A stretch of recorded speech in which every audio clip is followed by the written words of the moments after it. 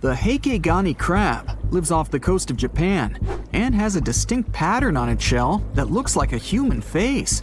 More specifically, the face of an angry samurai, hence the nickname the samurai crab. The scarlet-striped cleaning shrimp is a natural hitchhiker. It stands on the sea floor and waves its long antennae for fish and sea animals to go down and pick it up. Then it pays for the ride by cleaning the host from bacteria and plankton. Sea salps are often confused with jellyfish, although they're closer to Portuguese man-o'-war. They're very quick to mature, growing from newborns to adults in less than 48 hours. The Galapagos Islands are legendary. They've got giant tortoises, blue-footed boobies, Sally Lightfoot crabs, and red-lipped batfish. But if you've ever swum around there, you might have seen something really unexpected in the water. Iguanas, everywhere. These large marine reptiles eat the algae that grow on underwater rocks. They're strict vegetarians. I bet the fish are happy about that. A long flat tail designed for swimming helps them move around, and sharp claws keep them on the rocks for their daily sunbathing sessions. But watch them closely, they sneeze a lot. They haven't got a cold or anything, they're sneezing out salt. A special gland keeps the salt out of their nose, and they've got to get rid of it somehow. Sounds painful. What's cool is that they don't mind us in the water with them. Because the islands have been so isolated, the creatures here aren't afraid of humans. Fish can fly too. Thanks to their wing-like fins, flying fish can soar a distance of about 600 feet, almost as long as 2 football fields. They need flight to escape from predators. The skeleton shrimp could be the stuff of nightmares if it wasn't so tiny. As it is, it looks like a stick insect, but almost completely transparent. This creature looks more like a fish from a horror movie than from Earth's oceans. The sea devil anglerfish resides at a whopping depth of 3,200 feet and has no shortage of weird features: razor-sharp teeth, a misshapen body, and an unsettling stare. But perhaps the creepiest thing about the sea devil anglerfish is the way it catches its prey. It has a fishing rod-type appendage on its forehead that has a glowing light attached to the end to attract animals. Once these animals come close enough to the light, bam, they're captured by the sea devil's massive jaws. These guys are even capable of eating prey larger than they are, so their eyes aren't bigger than their stomachs.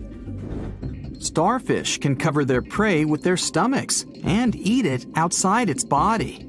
Then, they simply bring their stomachs back inside. Well, that's handy. Their relatives, sea cucumbers, can do the same party trick, except that they leave part of their guts behind to scare their attacker. It's okay, the missing parts quickly grow back. Cockatoo squids, or glass squids, are a large genus whose members can reach quite impressive size. Yet, one thing they have in common is that their bodies are transparent, and the internal organs glow in the dark. Despite the hairy octopus looking like it's forgotten to comb its hair in the morning, it's actually its skin that's sticking in every direction. Other sea creatures have a harder time realizing where the octopus itself is this way, I guess. The hairy squat lobster lives in reefs, hiding from its enemies in crevices. If you're lucky to see it, you'll instantly notice the drastic difference between its whitish hairs and vibrant pink and violet claws. If you step on a sea urchin, you're gonna know right away. Look at those spikes. While they're not aggressive, they've got a great defense going against any creature that wants to eat them. Venomous spikes and a poisonous bite. Pick your poison, literally. They live in all the oceans of the world, so avoiding them is out of the question. They mostly hang out in shallow water, hiding in rock pools and reefs. So unmindful people step on them a lot. The long venomous spikes of the urchin look like needles. They feel like them too. They can go in quite deep. Plus, they release a strong toxin. So, what's the cure? Remove the spikes quickly and wash with salt water. Sea turtles are constantly crying. They're not sad or anything. The weeping is only because they excrete excess salts from their body through their tears. Box jellyfish tentacles grow up to 10 feet long, and each tentacle has 5,000 stinging cells. Not bad for a creature that's mostly just water. Their venom is strong enough to paralyze anything they want to eat. Now, if you happen to get stung, it's going to hurt a lot. Its toxins contain proteins that affect the heart, skin cells, and even our nervous system. No wonder it's considered one of the most dangerous creatures on the planet. I wouldn't recommend using sunscreen, soda, coffee, or other older methods. They don't work. Your best bet is some good old-fashioned seawater. Looks like jellyfish are the rulers of the ocean, not sharks. The margin sea lizard isn't an actual lizard. It's a kind of sea slug that dwells close to the water surface.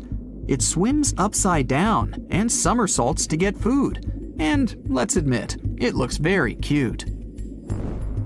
When some foreign object gets into an oyster's shell, be it a grain of sand, a parasite, or garbage, the thing irritates the mollusk's inner walls. Since the animal can't spit the item out, it envelops it in thin layers that separate from the body. These pearlescent layers accumulate until they form a round pearl. In the past, people believed that pearls were the tears of mermaids. Now we know they're just some decorated debris. Dolphins have highly developed communication. They call each other by name. Each dolphin responds to a specific sound. Mostly they say, "Stop calling me Flipper." The orca is the largest of dolphin species, and they actually have different cultures. Two orcas from different social groups won't even understand each other's language. They're the only animal known to do this. I wonder if they developed any Google Translate for dolphins. The banded shrimp, or banded boxing shrimp, was really aptly named. It's got bands of color all over its body and always stands in a boxer-like, ready-to-strike pose. The brown-lined paper bubble is another sea slug, and it definitely looks like one. It's got a special ability, though. It can quickly burrow holes in the sea floor, hiding from enemies inside them. The snakefish, as the name implies, looks a lot like a snake, but it has a very distinctive feature. It can walk on its fins. Thanks to this peculiarity, it easily crawls from one waterbed to another, choosing habitats more to its liking. On the way, a snakefish can get hungry, for sure, so it often munches on small birds and rodents. It can grow quite big, though, and hunt even larger animals. How much weirder can it get than to walk through the woods and suddenly see a huge and toothy fish stalking some rabbit? The alligator snapping turtle catches its prey by going fishing. Its tongue looks like a worm, and the turtle waits with its mouth wide open at the bottom of a stream, lake, or pond until some unsuspecting fish takes the bait. Then, snap! The jaws come together faster than the blink of an eye, and dinner is served. The mossy jellyfish is normally invisible in the dark abyss where it dwells, but when exposed to light, it will reflect it and shine beautifully. The black swallower might be small, but make no mistake, it could easily gulp down your favorite puppy. It can open its mouth extremely wide, allowing it to swallow prey twice its size. The African tigerfish will eat whatever it finds, and given its own size and that of its monstrous teeth, you can imagine it finds a lot of food. It mostly feeds on other fish, but when nutrition is scarce, it can jump out of the water and catch both insects and small birds right in the middle of the flight. It's not so big as to eat a human, of course, but the name should warn you that it can easily take a bite out of your arm or leg. Your brain controls your arms and legs, but with an octopus, each arm is actually kind of independent, with its own special brain, held together by a bigger central brain, kind of like the conductor of an orchestra. The central brain sends higher-level signals to each arm, saying things like, "Move to the left, there's a crab behind the corner," or "Touch this silly human's foot, let's mess with him a little bit." No matter how smart their arms and legs might be, an octopus still needs to look after them all the time. You're out hiking along a highway surrounded by rainforest. There are no cars here, so all you hear is silence. The sky is thick with clouds. Now it starts raining heavily. As the first drops fall to the ground, you can hear a strange clicking-like sound coming from far away. The rainforest seems to have come to life. The bushes and tree branches are slightly trembling. It feels like an earthquake. At this moment, the red crabs start running out of the forest. It looks like a red blanket moving towards the road. This blanket consists of hundreds of millions of red crabs. This phenomenon occurs every year on Christmas Island in Australia. Crabs fill all the roads. It's impossible to move by car or foot at this time. It's like a huge stream of a river that demolishes everything in its path. About 100 million crabs are trying to achieve their main goal in life – to reach the shore alive. For most of their lives, red crabs hide in burrows, in deep crevices of rocks. They stay there for almost a whole year, eating fruits, berries, fallen leaves, and other organic things. They try to live in damp, dark places to keep their body moist. Then the dry season ends. In October or November, when the rainy season starts, the crabs come out of their houses and make a journey of several days. They are guided not only by the rain, they come out of their burrows at a certain phase of the moon. A little later, you'll find out why they need it.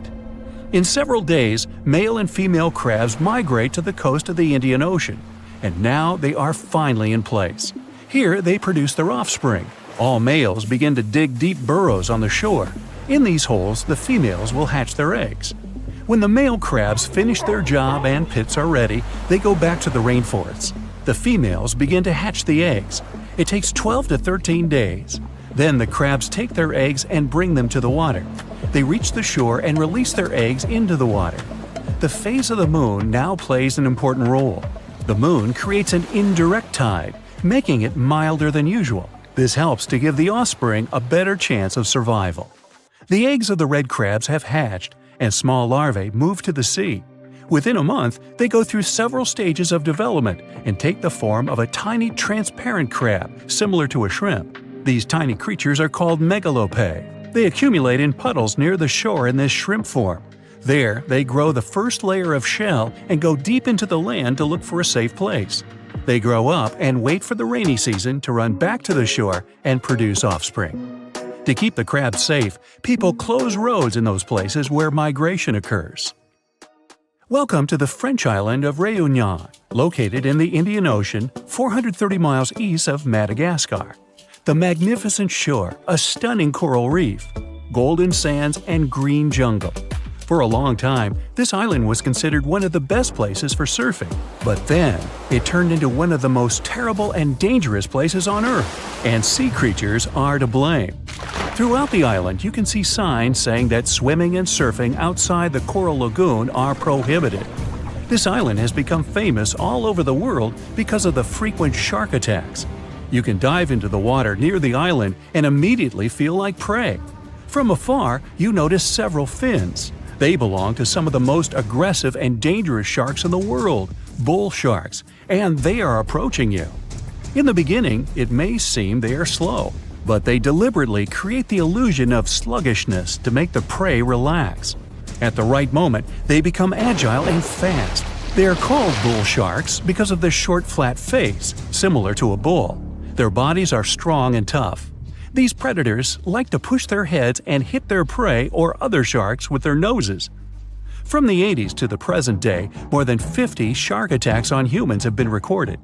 During this time, the probability of a shark attack on a person has increased almost 23 times. Scientists still don't know the exact reason for these incidents. It's possible the number of sharks has increased, leading to a lack of food.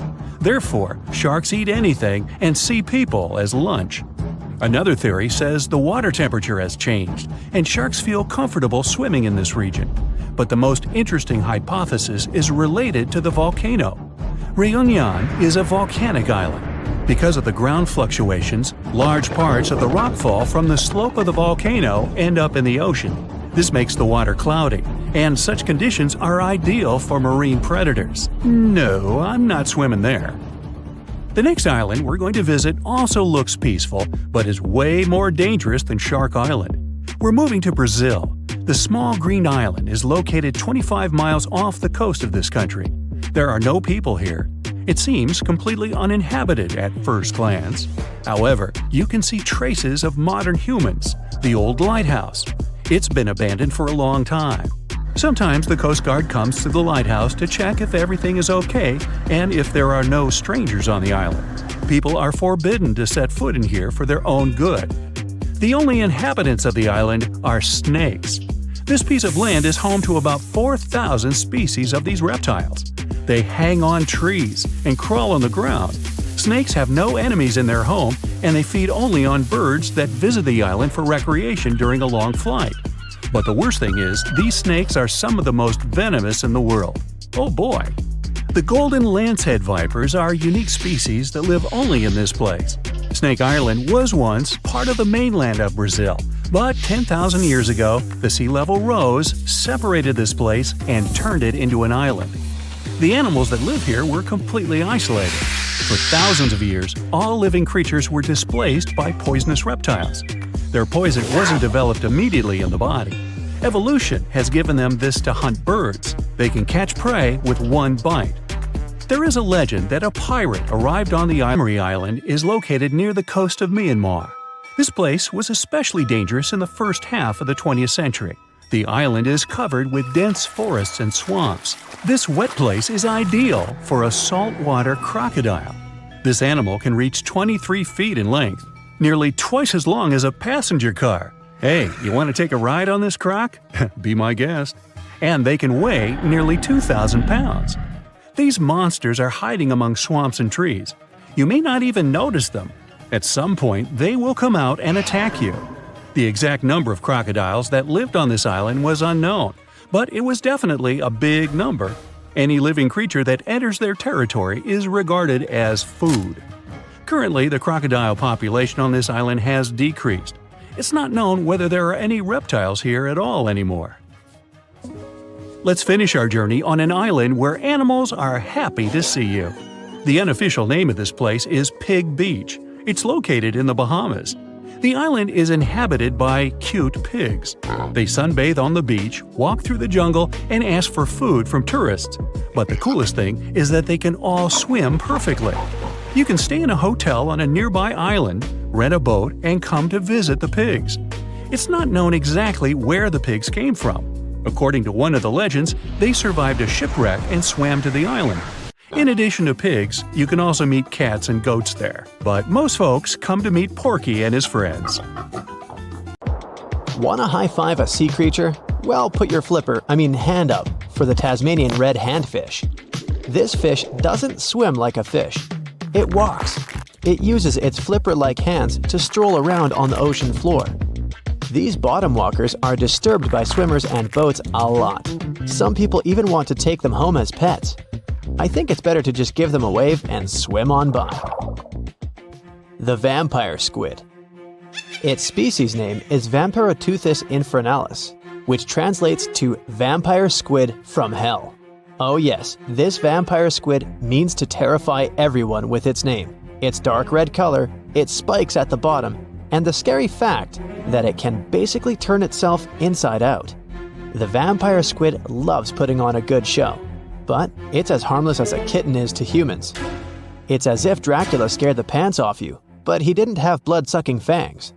The vampire squid feeds on food particles from plants and animal matter floating near the ocean's surface. Since they're not predators, they need good defensive strategies, and their vampiric look is designed to ward off large creatures who want to eat them.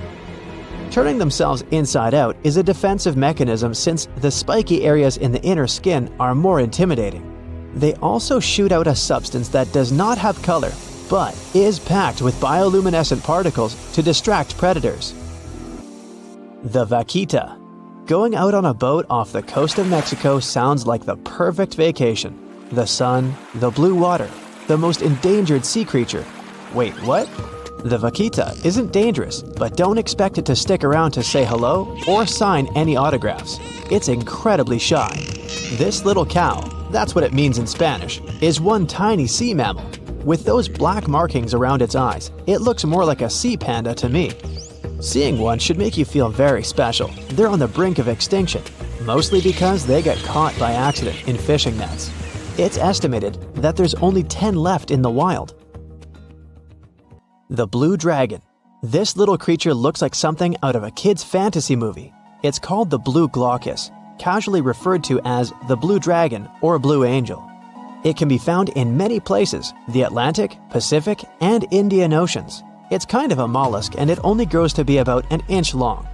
What you think is the back is actually the mollusk's bright underbelly. It regularly floats on its back so that its blue colors help it camouflage with the water's waves.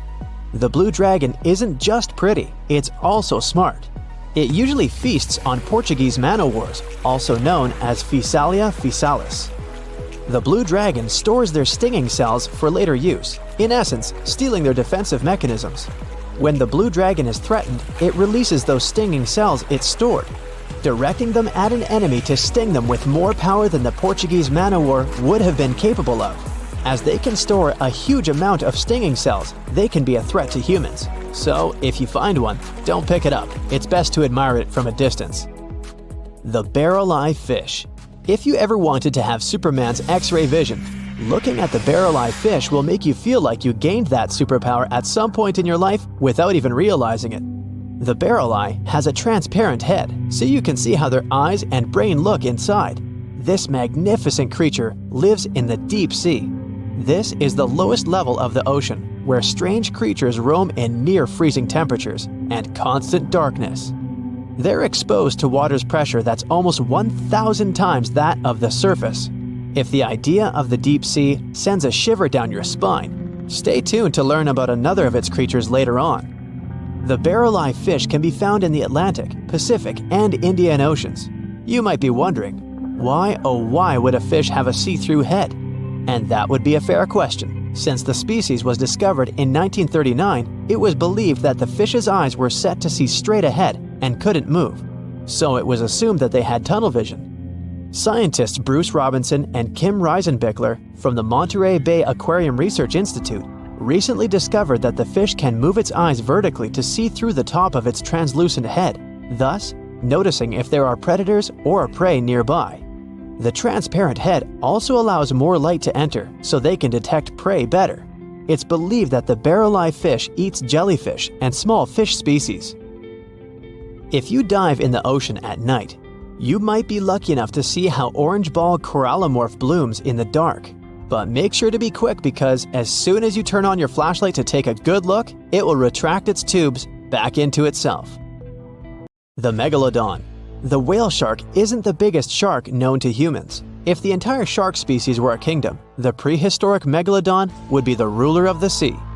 Megalodon roamed the ocean a long time ago. About 15.9 to 2.6 million years back between the early Miocene and late Pliocene eras. While they've long been extinct, people are still amazed to learn about these gigantic sea beasts. Megalodon could reach anywhere between 45 feet to 60 feet in length with jaws more than 6 feet wide. A fossil of a tooth that once belonged to a megalodon measured at 7 inches. Needless to say, I'm pretty stoked that these guys have long been extinct. But there's still some adventurers out there hoping to meet this monster one day. The Dumbo octopus. This adorable creature, or creepy creature, or however you want to see it, is officially called Grimpoteuthis. More casually, it's referred to as the Dumbo octopus, named after the Disney character. Though Dumbo, the elephant, not the octopus, was teased for his big ears, it's highly unlikely that this adorable octopus gets teased by its water neighbors. They are the deepest living octopuses, living in the deep sea, and you know how scary that place is. They're only about 8 inches tall and spend their days hovering just above the seafloor eating snails, worms, and other food they find in the current or near ocean vents. There are nearly 17 species of Dumbo octopus, and they all have differences in height, color, and body parts.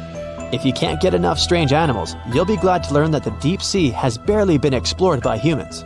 So, keep an eye out. There are bound to be more fascinating animals discovered in the deep in the future. The sea angel. These creatures might look and sound pretty cute, but their diet is far from sunshine and lollipops. Their favorite food are sea butterflies. They lay mucus traps for them and wait in ambush. The squat anemone shrimp. This shrimp is tiny, only 0.5 inches. It's also known as a dancer shrimp because of its peculiar behavior. When agitated, it raises its bottom above its head and does a little dance. Divers also say it readily jumps on their hands and cleans them. The coconut crab. This guy may look pretty creepy, especially when the sun goes down. Mature coconut crabs are around 3 feet in length. Their preferred foods are coconuts, but they can also hunt down lizards and even large birds. The slender snipe eel. Slender snipe eel is a slim and long creature that's still a mystery for marine scientists. It's 4 feet long and it has at least 750 bones in its spine, which is much more than any other animal in the world. The sea pen. Sea pen is 7 feet long and it has a lot of varieties, but most of them look indeed like a pen or a quill. The similarity is even more striking when the animal has a water-filled bulb that anchors it to the floor. The Persian carpet flatworm. This creature looks indeed like a carpet, despite being very small by comparison. It's only 4 inches long, able to become both male and female. It doesn't really mate with other flatworms. Rather, it fights them for the right to bear posterity. The flamingo-tongued sea snails. Tourists love these extraordinary snails for their pretty colors, thinking it's a shell, but in fact, the shell is quite dull and hidden underneath colorful soft tissues. They eat softer, toxic parts of corals and store their toxins to protect themselves. Hold on to your hat, my friend. These internet users came across some hauntingly spooky stuff IRL, but I'm guessing you'll want to stay away even from these pics. Picture this. You're boarded and ready for takeoff in a huge Boeing jet. It's your first time on an airplane. You were scared, but people kept telling you it was safe. You've convinced yourself it would be all right when the pilot comes on the speaker with some disturbing news. Good morning, folks. Our flight has been canceled for safety reasons. It appears that a cloud of bees is hovering close to one of our wings, and we'll have to remove them before takeoff. I have to say, this is a first. I have to say, I'd like to get off, please. Now let's say you always take the long way to work. It's one of your favorite bits of the day because you can enjoy a peaceful walk surrounded by beautiful scenery. You're passing across a muddy pond area, like you normally do, when something strange catches your attention. What on earth could that be, you ask yourself? Apparently, it's a colony of reddish worms, just casually existing. I think my stomach just turned a little. Have you ever backpacked anywhere around the world? If you have, then you were probably worried about one thing and one thing only – bed bugs. Getting into a new hostel, the typical routine is to check your mattresses. The worst thing is to sleep in a bed filled with these little creatures and then have to wash all your clothing the next morning just so you won't pass this around to other establishments. If you ask me, this appears like a bed bug and sci-fi beetle had a fight in this person's bed and this is what was left. Well, jokes aside, it reminds me of the remains of some bug. Which bug? I have no idea. I'd tell this woman and all hostel owners to use some kind of mattress protector, just so that backpackers all over the world can stop sweating so much over these tiny creatures. Now, you've just won an all-inclusive trip to Hawaii. Ah, the white sandy beaches and the amazing sunsets. You're happy to leave your fancy hotel and take long walks on the beach. But wait, what's that?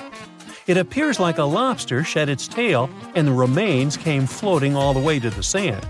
But according to experts, that's not a lobster.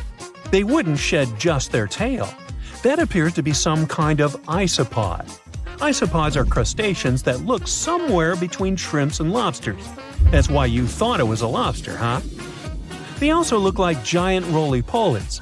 Do you know what these are? Someone had a roly-poly infestation in their house, and it does not look like something you want to have to deal with. Imagine spending your days hunting these tiny creatures all over your furniture. No thanks. Now, when I was a kid, I loved playing pranks on people. But I would be the first one to be completely spooked when someone played a prank on me. I'm guessing the person who ran into this thing on their office wall wasn't too pleasant. But hey, maybe it's karma, right? What goes around comes straight back around. Imagine it's a sunny Sunday morning and you went on a hike with your best friends. You hiked up a pretty steep mountain covered in knee-high vegetation. You know what that means, right? Bugs. The great thing about bugs is that they never cease to amaze you. There are endless varieties of extremely rare and never-before-seen bizarre bugs. The first one you met was this thing right here. It fell off your dog's back. It resembles a jackfruit seed mated with a spider, and this is what came out of that union. Hopefully, it's just a bizarre insect and not threatening in any way. Your sock also picked up a few buddies along the way. Look at the number of ticks your sock protected you from. The next time you go on a hike like this one, you should take some kind of bug repellent with you, but a strong and effective one. You know, like an ultrasonic repellent that disorients ticks, so they'll never find the way to your juicy socks. And speaking of bugs, quick test here to find out if you're the type of person that loves or loathes the great outdoors. Imagine it's early in the morning and you just woke up in a remote house found deep inside a forest. You step outside, and the first thing you see on the porch is a snake casually passing by. Would you take a selfie with it, or close the doors and hide back in your covers as fast as humanly possible? Or maybe you just woke up, opened the door to the outside world, and got to be the sole witness of a bug molting. Would you shed a happy tear or be disgusted by it? I mean, look at it. It seems like a baby Pokemon. So cute. Ah, it's summertime. My favorite time of the year. You can enjoy the pool until late in the evening and meet your friends and family for a Sunday outdoor picnic. But there's one thing that really annoys me: bees. Eating outdoors usually means having to share some of your juice or yummy food with a bunch of bees.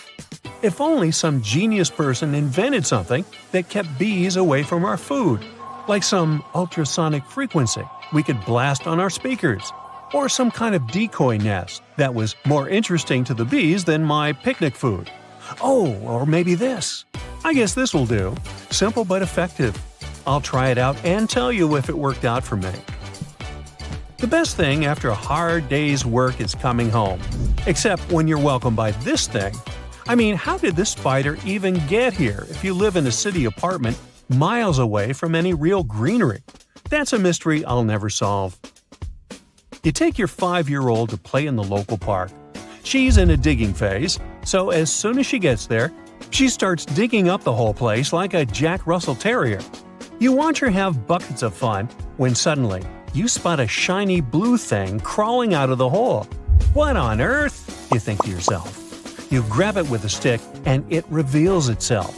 A centipede. You know, the things that burn you with their venomous legs.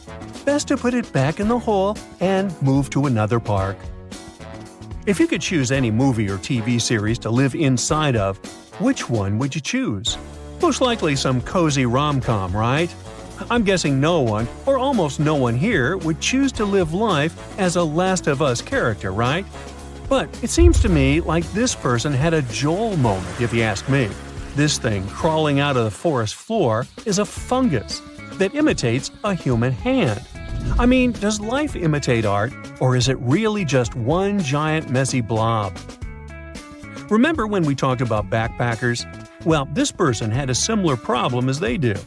Apparently, they took a bunch of clothes to wash and dry, and this is what the dryer filter looked like afterward.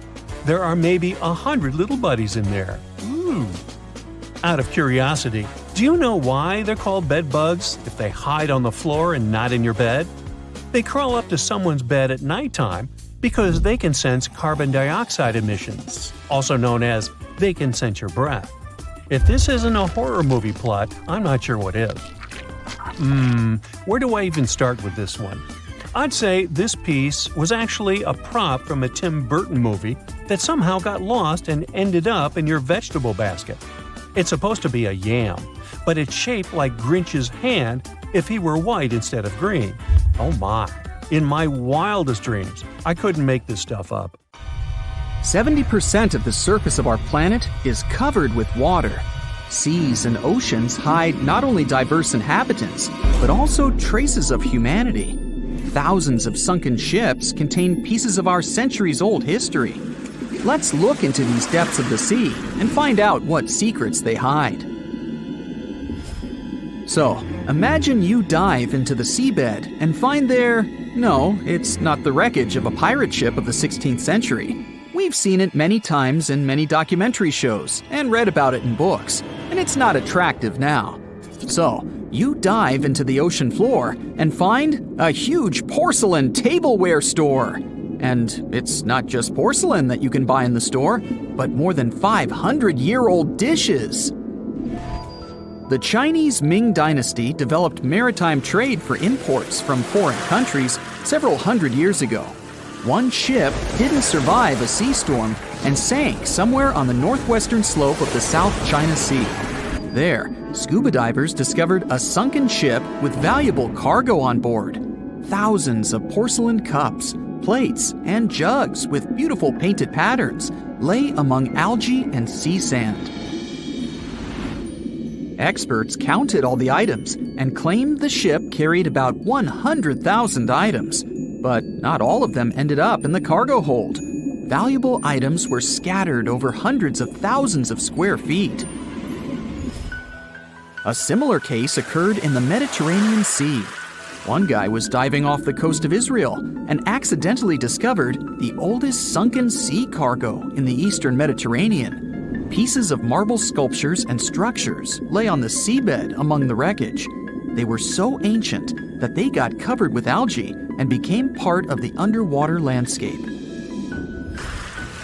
Another unusual find was discovered in the deep water ridge of the Pacific Ocean, north of the Hawaiian Islands, in one of the largest marine reserves in the world.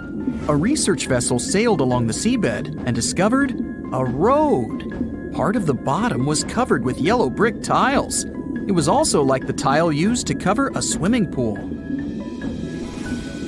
The researchers conducted an expedition in this unknown place and posted videos online. They went down to a depth of about 1.8 miles and noticed a strange track on the bottom made of yellow bricks. One of the guys jokingly said that it was the road to Atlantis. In fact, the road led nowhere. And it wasn't made by humans. Nature created this unusual landscape. The place with stone tiles was at the bottom of the lake, located at the top of an underwater mountain. Perhaps once upon a time, it was a volcano. Magma heated the surface, and cracks appeared on the ground. The lines of cracks made the solid surface look like a brick road. Okay, how about something more mysterious? 20 years ago, a Norwegian research vessel discovered strange holes in the seabed in the middle of the Atlantic Ocean. Then, already in 2022, other researchers found something similar, but at the bottom of the Pacific Ocean. Scientists discovered about 200 holes in 3 different places at a depth of about 2 miles. The holes were arranged in several rows, and a tunnel was under each. But where did it lead? To find out, you first need to find out who made these holes. Scientists studied animals that live at such a depth under enormous pressure.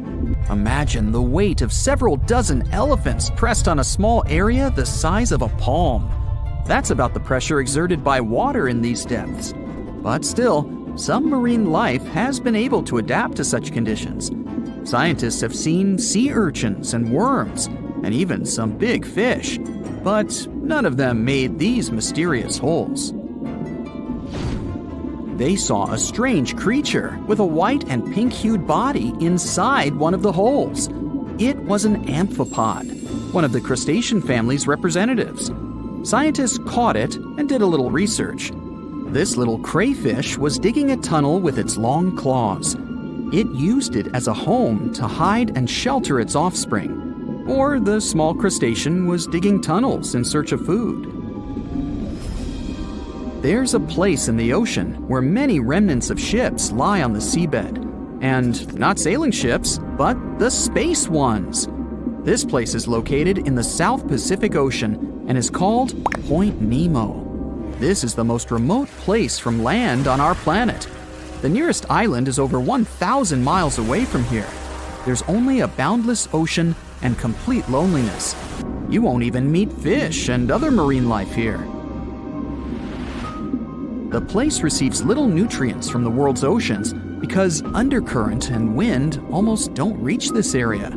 There are different microorganisms in Point Nemo, but it's not why we're here. The reason is fireballs that fall from the sky into the water sometimes. And they're not meteorites, but some pieces of space rockets, ships, or satellites that failed. Point Nemo is an ocean desert, so space debris can't harm anyone here. Even if some heavy object provokes a giant wave, it won't reach the nearest land as it will lose all power in the water. Some archaeologists believe the oldest city in the world is about 9,500 years old. But you won't find it on land because it lies on the seabed in the Gulf of Cambay off the coast of India. Scientists have found many ancient artifacts, such as sculptures, furniture, and other interior items. They analyzed a piece of wood found there and determined it was over 9,000 years old. Scientists are still trying to determine what kind of city it was and when it existed. Tutankhamun's tomb is a well-known archaeological find. But what do we know about the burial place of the most recent pharaoh of Egypt? Cleopatra's tomb may lie somewhere in the ancient city of Alexandria. But the problem is that this beautiful city is underwater. After about 1,600 years, it sank to the seabed because of floods and earthquakes, and its ruins were discovered in 1998. Scientists and builders plan to create underwater tunnels on its territory to turn the city into an underwater museum. You can meet an unusual natural phenomenon, brinicles, in the depths of the Arctic and the southern ocean of Antarctica. It looks like an icicle frozen in water, which attracts marine organisms to itself and freezes them. When salt flows out of cracks on the ocean floor, it freezes since its density is greater than the density of the surrounding water. Upon contact with fresh water, it turns into liquid ice and freezes. Starfish, hedgehogs, and crustaceans were stuck there as this salt froze them. Famous Stonehenge has a double underwater. At the bottom of Lake Michigan, at a depth of about 40 feet, scientists found several rectangular stones arranged in a circle, just like the famous ancient monument of England. On one of the stones, scientists noticed something similar to the image of a mastodon, an elephant-like animal that became extinct more than 10,000 years ago. Despite the apparent similarities with Stonehenge, some scientists believe that nature could make this monument. In 2012, scientists found a strange object similar to an extraterrestrial spacecraft on the Baltic Lake floor. This stone object had tunnels and staircases around it. When the photo of the find hit the internet, many newspapers began to write that it was something from another planet. But scientists analyzed the artifact and said there was nothing extraterrestrial in it. It was a natural rock formation. But no one knows how nature could do such a thing. Texas is home to some of the oddest, creepiest, and most unusual animals you've ever heard of. It might come as a surprise, but this state is full of creatures you'll hardly see in other places. So, let's have a look at the most amazing ones. This truly beautiful bright blue creature is called the blue sea dragon. Despite such an imposing name, the critter is actually tiny, usually no bigger than a grape. You may find it on the beach or floating beside you in the water. Now, you need to remember one thing. However pretty this little slug may look, never ever touch it. One tourist spotted a few of these pretty dragons on the shore of Mustang Island. He scooped one of the creatures up. He wanted to film it. Luckily, he put it back into the water before it could sting him. Otherwise, it would have ended badly since the blue sea dragon is venomous. Despite their tiny size, their sting can pack a punch, all because of their diet. Their favorite dish is the Portuguese man-o-war. a jellyfish that has enough venom to paralyze small fish and crustaceans. The blue dragons first use mucus to neutralize the jellyfish's infamous stinging cells. And then they steal these cells from the man-o-war's tentacles and store and concentrate them within their own tissues.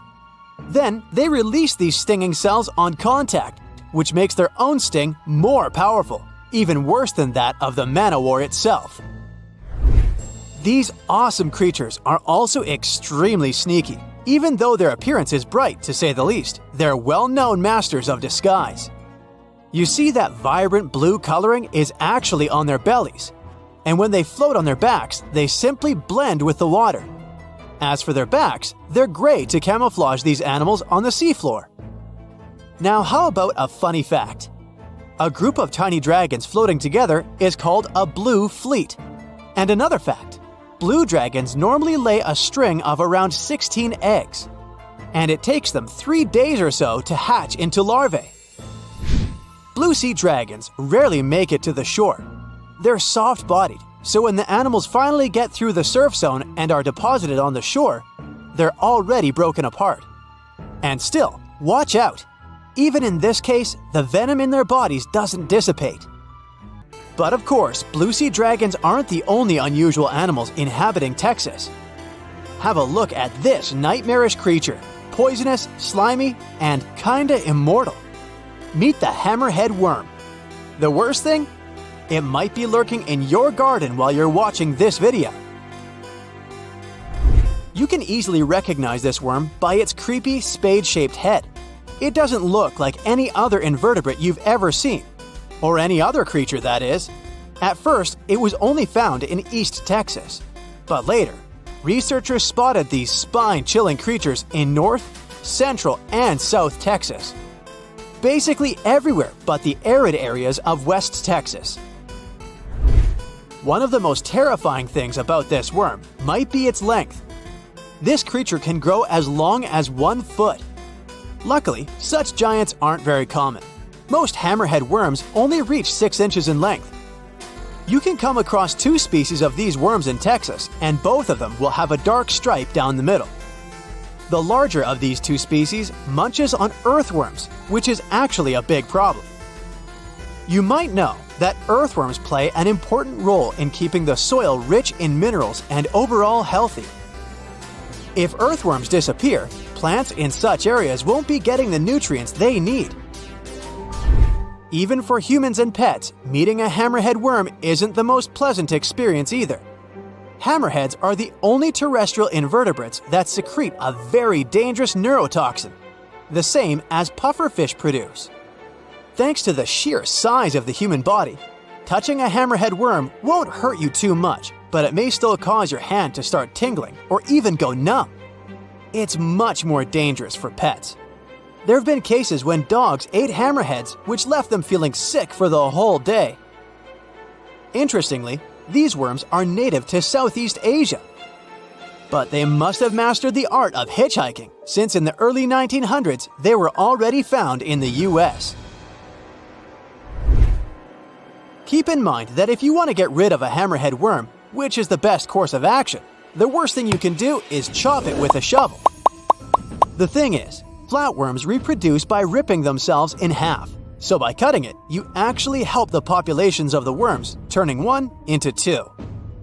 That's the reason why hammerheads are sometimes described as immortal, which is a bit of a stretch since these creatures can't survive in vinegar or salt. Now, even though you're safe from the hammerhead worm in West Texas, it doesn't mean you can't come across another dangerous animal, such as the land lobster from hell. These creatures are also known as vinegaroons, and they're not real crustaceans, they're arachnids. Huh? Who would have guessed? Anyway, these 8-legged critters have a really nasty bite, but it's not the worst thing about them. Land lobsters, brace yourself, spray vinegar-like 85% acid from their tails. Mostly they do it to protect themselves, but it still sounds like an unfriendly thing to do, right?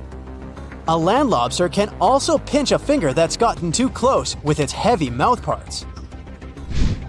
At the base of their abdomens, vinegaroons have long whip-like tails. That's why these arachnids are often called whip scorpions, even though they're neither related to scorpions nor have stingers. Summer rains lure these arachnids out of their burrows in search of food and love. Luckily, experts claim that land lobsters aren't poisonous to humans, but they're very likely to leave a mark with their large pinchers, which they use to capture insects. Vinegaroons can be considered useful since they eat millipedes, crickets, scorpions, and cockroaches. They hunt by sensing the vibrations of their prey with those long front legs of theirs. Since land lobsters prefer to come out after dark, you aren't likely to see one in the daylight. But if you stumble upon one, check it out. If it's a female, it may be carrying her hatchlings on her back. Now, imagine it's the middle of spring and you're walking among blooming flowers and greenery. Suddenly, you spot something extremely bizarre on the ground. The animal looks cute, fluffy, and soft-looking. The desire to touch it is irresistible. Watch out! The sting of the hairy caterpillar can pack a serious punch. This one is called the pus moth caterpillar, or asp. There are several stinging caterpillar species in Texas: the buck moth caterpillar, spiny oak slug caterpillar, saddleback caterpillar, and Io moth caterpillar. And touching any of them can lead to unpleasant consequences. If you had touched that pretty hairy thing in the park, you'd most likely start feeling a burning sensation and develop an itchy rash. In the worst case scenario, you'd even have to go to the emergency room. The main problem is that people react very differently to caterpillar toxins. Some may develop more severe reactions than others. Plus, how bad the consequences are also depends on the thickness of the skin in the affected area. In most cases, the unpleasant sensation and rash go away in a few hours or sometimes days. On the bright side, such caterpillars later turn into moths and butterflies that help pollinate flowers and trees. Getting rid of these critters means doing a massive disservice to the area where you live. Specialists are sure that coming across a stinging caterpillar won't lead to anything bad if you keep in mind the rule of thumb. If a caterpillar looks fuzzy, don't touch it. And the best solution to dealing with such creatures is educating people on what such caterpillars are, what they look like, and why it's dangerous to touch them with unprotected hands. Think you know what lurks in the depths of the ocean? While nearly 95% of our oceans haven't been explored yet, it's hard not to let your imagination run wild. But thanks to brave explorers, deep-sea cameras, and awesome archaeologists, we do know about some pretty incredible sea creatures living in our waters today, and millions of years ago. From the 9-foot spider crab to the 60-foot prehistoric megalodon, these sea dwellers come in all shapes and sizes. But let's focus on sea creatures famous for their huge size. Can you guess which living species of whale is the largest?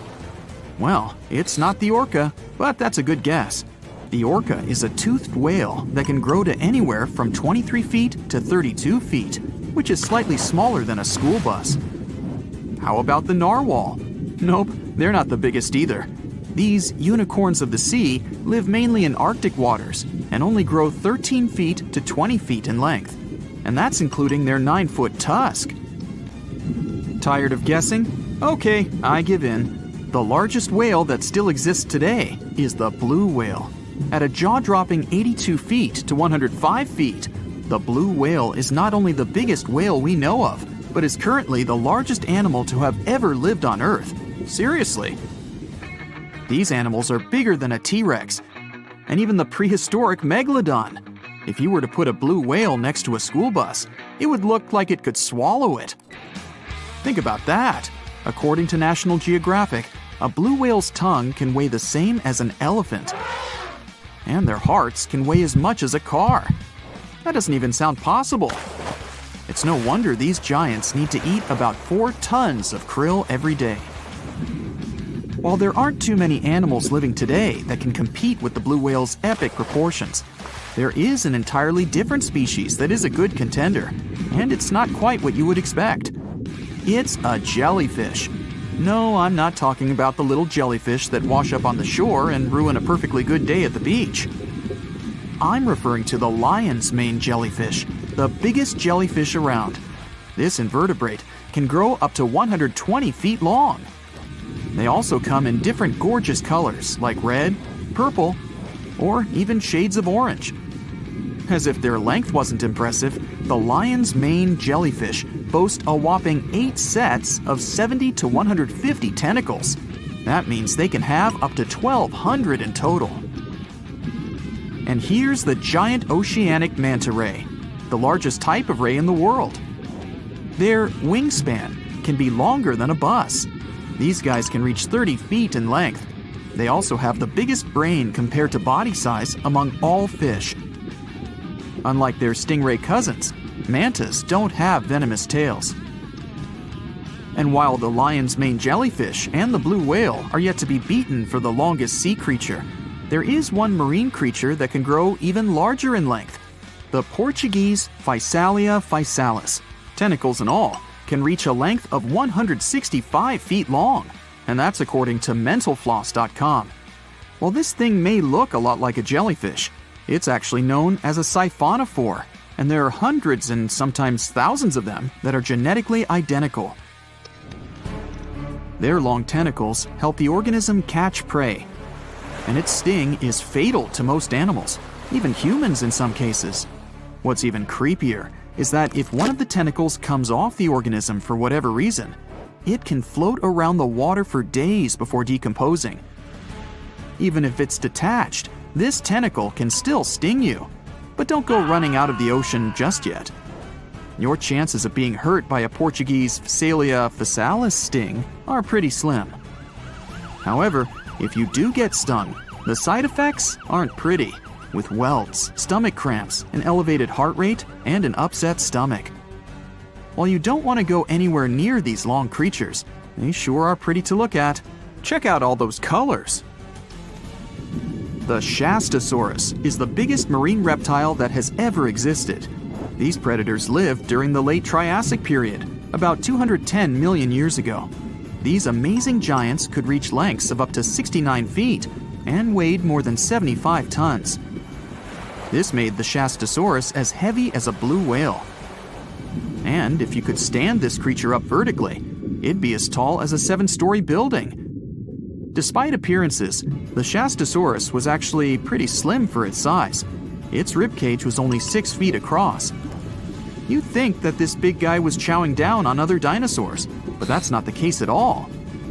This reptile survived on a diet that consisted of small fish and cephalopods, like octopuses and squids. The Albertonectes is a bright representative of the plesiosaur family, meaning that this marine reptile had a small head on an incredibly long neck and large flipper-like limbs that helped it move through the water. These creatures occupied the seas around North America 76 to 70 million years ago.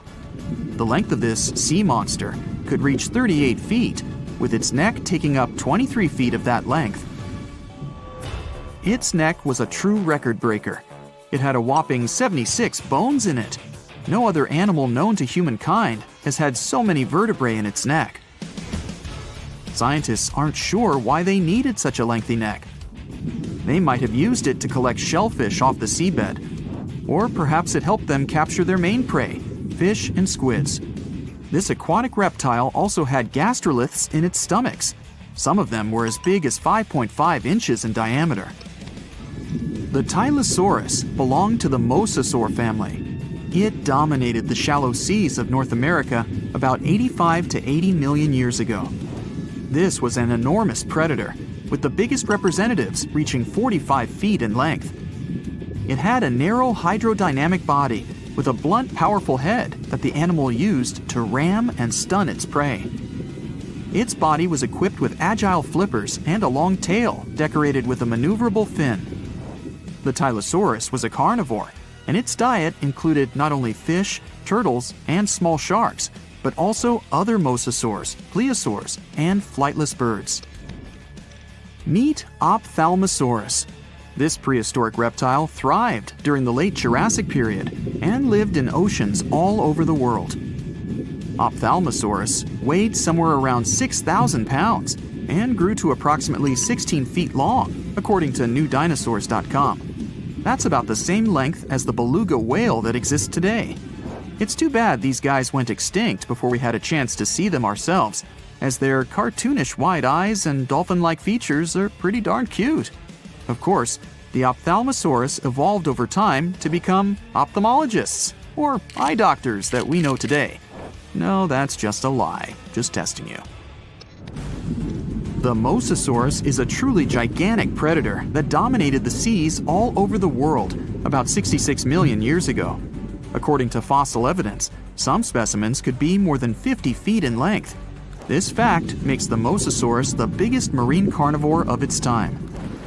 One of the most terrifying things about this creature was its crocodile-like head, decorated with literally hundreds of razor-sharp teeth, neatly organized in 2 rows on both jaws. The thing is that it was pretty challenging for the Mosasaurus to grab its prey in the water. That's why it had all these teeth, plus something special: pterygoid teeth anchored to the bones on the roof of its mouth. This made hunting and holding onto its prey much easier. The Styxosaurus belonged to the plesiosaur family and lived during the late Cretaceous period, around 85 to 70 million years ago. Upon first glance at this dinosaur, you might mistake it for a sea snake, and it'd be an honest mistake. Now prepare yourself for some weird stuff. We're going to dive into the fascinating world of sea cucumbers, the squishy detritivores that are nature's very own recyclers. These exotic marine creatures might not be everyone's first choice for a pet, but trust me, they've got some unique talents that are worth talking about. Sea cucumbers are colorful little creatures with a digestive tract that's basically just a hole at either end.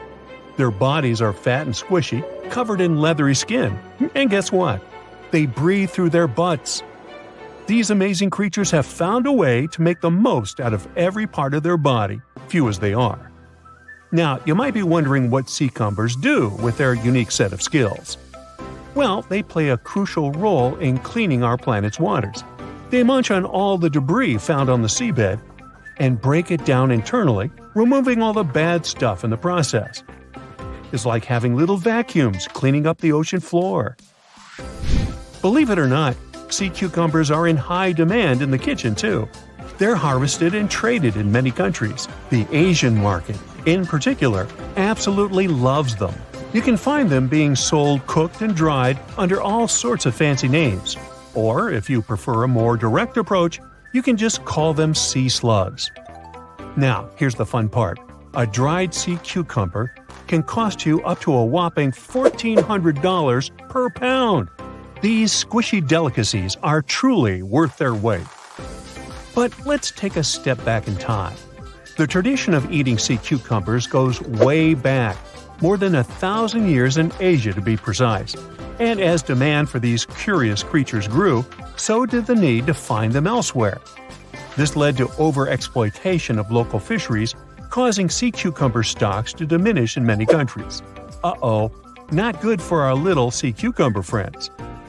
One of the most interesting examples of sea cucumbers is the pink see-through Fantasia.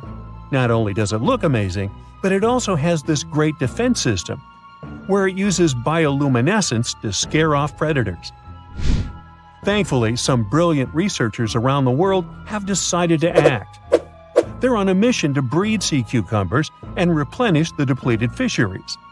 They're also exploring how these creatures can be a reasonable food resource and help reduce the damage done by fish farming. In Scotland, for instance, where a team of enthusiastic students started a company for this particular purpose. Their goal? To figure out how sea cucumbers can absorb as much of the bad stuff they can in the water. They might just be the aquatic superheroes we've been waiting for. Meanwhile, in Sweden, marine biologists are working hard to restore the population of red signal sea cucumbers. These poor creatures have been fished out of local waters, but specialists are determined to give them a fighting chance. They're also exploring how sea cucumbers can fit into seafood cultivation. Their lab is like a sea cucumber daycare, carefully nurturing the next generation of these wiggly wonders. And let's not forget about Canada. research scientists are focusing on the giant red sea cucumber.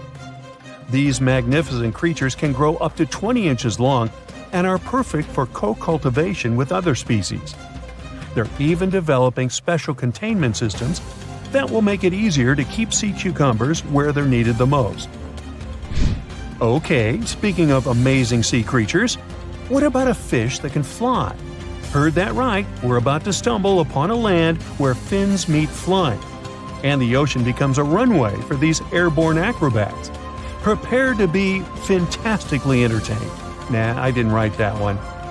So picture this, you're lounging by the warm ocean waters, minding your own business, when suddenly you see a fish soaring through the air like a torpedo. That's right, they are real and they got some serious style. With their sleek bodies and pectoral fins that resemble wings, they're the high flyers of the sea. Now, you might be wondering, why would a fish take to the skies? Well, it turns out these magnificent creatures have developed this nifty gliding ability as a sneaky trick to escape from their underwater foes. And boy, do they have plenty of enemies. Those guys are all on the lookout for a tasty flying fish snack. When it comes to their diet, these avian fishes are quite the foodies. They chow down on a variety of treats, including the ever-popular plankton. Who knew tiny floating organisms could be so delicious? Now let's take a closer look at the flying fish family album. We've got a whopping 40 known species strutting their stuff in the sky. And here's a fun fact. All of them have tails that are forked in an uneven manner, with the lower lobe being longer than the upper one. It's like the fishy version of a funky hairstyle. And there's more. Some of these weird flyers even have supersized pelvic fins, giving them the appearance of having 4 wings. Can you imagine the envy in the fish community when they see these trendsetters gliding by? Okay, now let's get to the nitty-gritty of their airborne adventures. The flying fish takeoff is a sight to behold. First, they gather some serious speed underwater, reaching a zippy 37 miles per hour. That's faster than some highway speed limits. Then, like a rocket ready for blastoff, they angle themselves upward and break the ocean surface, ready to take flight. But they don't stop there. These thrill seekers can reach heights of over 4 feet in the air. Can you imagine the view from up there? They glide through the sky, covering long distances. That's like the fishy equivalent of a marathon. And here's the best part. When they approach the water again, they can flap their tails and continue their flight without fully returning to the depths. These fishy flyers are also all about the nightlife. Just like partygoers flock to a glittering disco ball, flying fish are attracted to light. Crafty fishermen take advantage of this by setting up canoes with just the right amount of water to keep the fish comfy but prevent them from escaping. Then they add a luring light to the scene, and before you know it, flying fish are caught left and right, supplying a bountiful catch for those lucky fishermen. Don't worry though, these flying fish aren't on the endangered species list. Not yet, at least. The next time you find yourself by the ocean, keep an eye out for these marvelous creatures. You never know when you'll see a flying fish extravaganza. Our next adventure takes us into the quirky world of underwater romance. Picture this. A scene that looks like someone doing the tango with their lunch. Wait, what? No, it's not a throwing up contest, I promise. We're diving headfirst into the jaw-dropping, pun intended, mating ritual of the jawfish. These curious creatures call the coral reefs of the Caribbean Sea and the Western Atlantic home. And boy, do they know how to make a spectacle of themselves. Talk about alliteration. Talk about multitasking. The males take their parental duties to the next level by carrying the precious eggs in their giant mouths until they're ready to hatch. It's like they have their own aquatic daycare center going on. When they're not busy nurturing their offspring, these jawfish transform their mouths into fighting tools. That's right, it's time for the Jawfish Fighting Championship. They go head-to-head, or rather mouth-to-mouth, in epic battles of mouth strength and agility. You know the old saying, put your money where your mouth is? Well, these jawfish take it to a whole new level. Whether it's for romance, parroting, or friendly competition, these jawfish show us that sometimes actions do really speak louder than words. They may look like they're having a bad seafood experience, but rest assured, it's just their unique way of finding love and expressing themselves. There are plenty of fish in the sea. Some of them look totally like Nemo or Dory. Then there's the butterfly fish and fancy guppy, which is indeed really fancy. And then there's... What on earth is that? I would definitely not pay for a diving experience to see this guy. The anglerfish has the unofficial title of the ugliest animal in the world, but I wouldn't dare to break that news to it.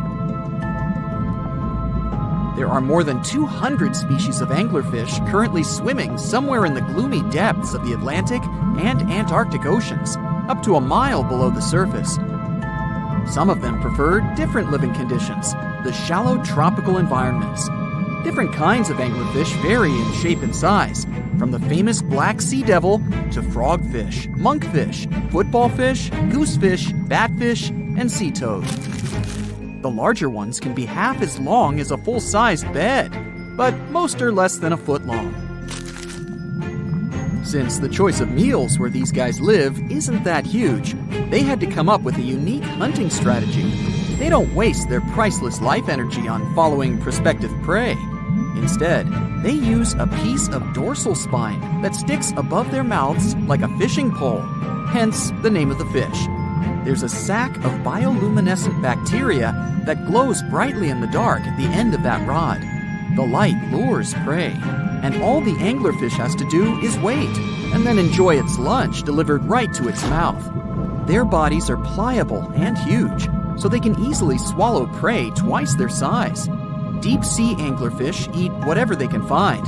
Species that live in more shallow water aren't picky either, and can eat anything from shrimp to snails and small fish. Only female anglerfish have the cool fishing rod feature though. So what about their males? Finding a soulmate deep under the sea isn't that easy. I mean, literally, there's no light down there. Plus, there are frigid temperatures and low oxygen levels. Anglerfish can't afford to go on many dates in those conditions, so they mate for life. And before you go aw about it, I have to tell you, they do it in quite a special way. Male anglerfish are much smaller than their ladies. The contrast is so striking that when researchers first got interested in their love life, they thought those males were actually the offspring, or larvae, hanging out next to their moms. Certain anglerfish male species have receptors that alert them that there's a female nearby. After they mate, the male bites into his woman and stays attached to her head, belly, near her tail, and other areas he can access. While they morph together forever, the female fish gets the male's cells, DNA, and reproductive organs, but loses her immune response cells. The male gets free permanent housing and nutrition. Given the current real estate prices, it sounds like a dream. But that accommodation is shared by up to 8 males, and they can't move out if they ever feel like it. You're unlikely to meet this deep-sea fish in real life, but if you meet an anglerfish in your favorite video game, remember that you can easily outswim it and make it kinder to you with tranquilizing arrows. Once you befriend it, the anglerfish can be your scout and help you discover new areas with its bioluminescent pods. Back in the real world, down in the twilight zone of the ocean, about 650 to 3,300 feet down, the anglerfish isn't the only creature you're lucky you'll probably never meet. Many of the locals look like they come straight out of science fiction or horror movies, but that's because they had to adapt to this dark, deep world. I did my best to get you prepared for the creatures you're going to meet, starting with the common fangtooth. They spend most of their lives deep down, but at night, they move toward the surface to snack. These guys are more active than most other deep-sea dwellers. They don't wait for food to come their way, but actually follow it, and then get it with their long, hungry teeth. They don't have a built-in light bulb like the anglerfish, so they've developed a great sense of smell and use as much sunlight as they can get there in the depth to get around. Sometimes, even the shadow of a passing by prospective prey is enough for them to switch to action mode. And though they don't look too charming, they're completely harmless to humans if you ever run into one of these guys. Stoplight Loosejaw sounds like a great name for an alternative band, but it's actually another deep-sea resident with sneaky hunting habits. It has special light-producing photophores under each eye. They emit green and red light like a stoplight, hence the name of the fish. Unlike other fish, these guys hardly ever leave the twilight and midnight zones. Their lower jaw is a quarter of the total body length, and the stoplight keeps it open all the time, hoping to get some lunch. It looks like a ferocious predator, but mostly prefers zooplankton with an occasional dessert of shrimp, krill, and fish. I'm sure you didn't expect to meet a hybrid of an eel and a bird, but here it is! The slender snipe eel has a beak, much like that of a bird, with curving tips. The beak is equipped with tiny hooked teeth that the eels use to catch the antennae of delicious shrimp. And it sure is slender, stretching up to 5 feet and weighing only a few ounces. Scientists don't know all of this guy's secrets, since it's pretty tricky to study in their natural habitat. But it looks like they only produce offspring once in a lifetime, and then pass away. Glass squids like to take it easy in life and literally go with the flow. They're filled with a solution which is lighter than water, so they don't have to make any effort to move around the deep sea looking for food and partners. These creatures are transparent, so they blend into any landscape and don't even cast a shadow while moving. Talk about a great survival tactic. If danger finds it anyway, it can transform into a lumpy ball, pushing its head and tentacles into its mantle cavity. It can also release ink into the mantle and go from transparent to black. The same ink can protect it against hungry whales and seabirds. Another tactic they use to scare off predators is to activate their light-emitting organs around their eyes. I'm getting hungry. Maybe I can snack on this sea cucumber. Ouch, it's moving! So I guess it doesn't belong in a salad after all. These soft-bodied fellows live in all parts of the ocean, from shallow waters to the deep underwater world. Most of them slowly move around with their tiny feet, but some crawl around by flexing their bodies.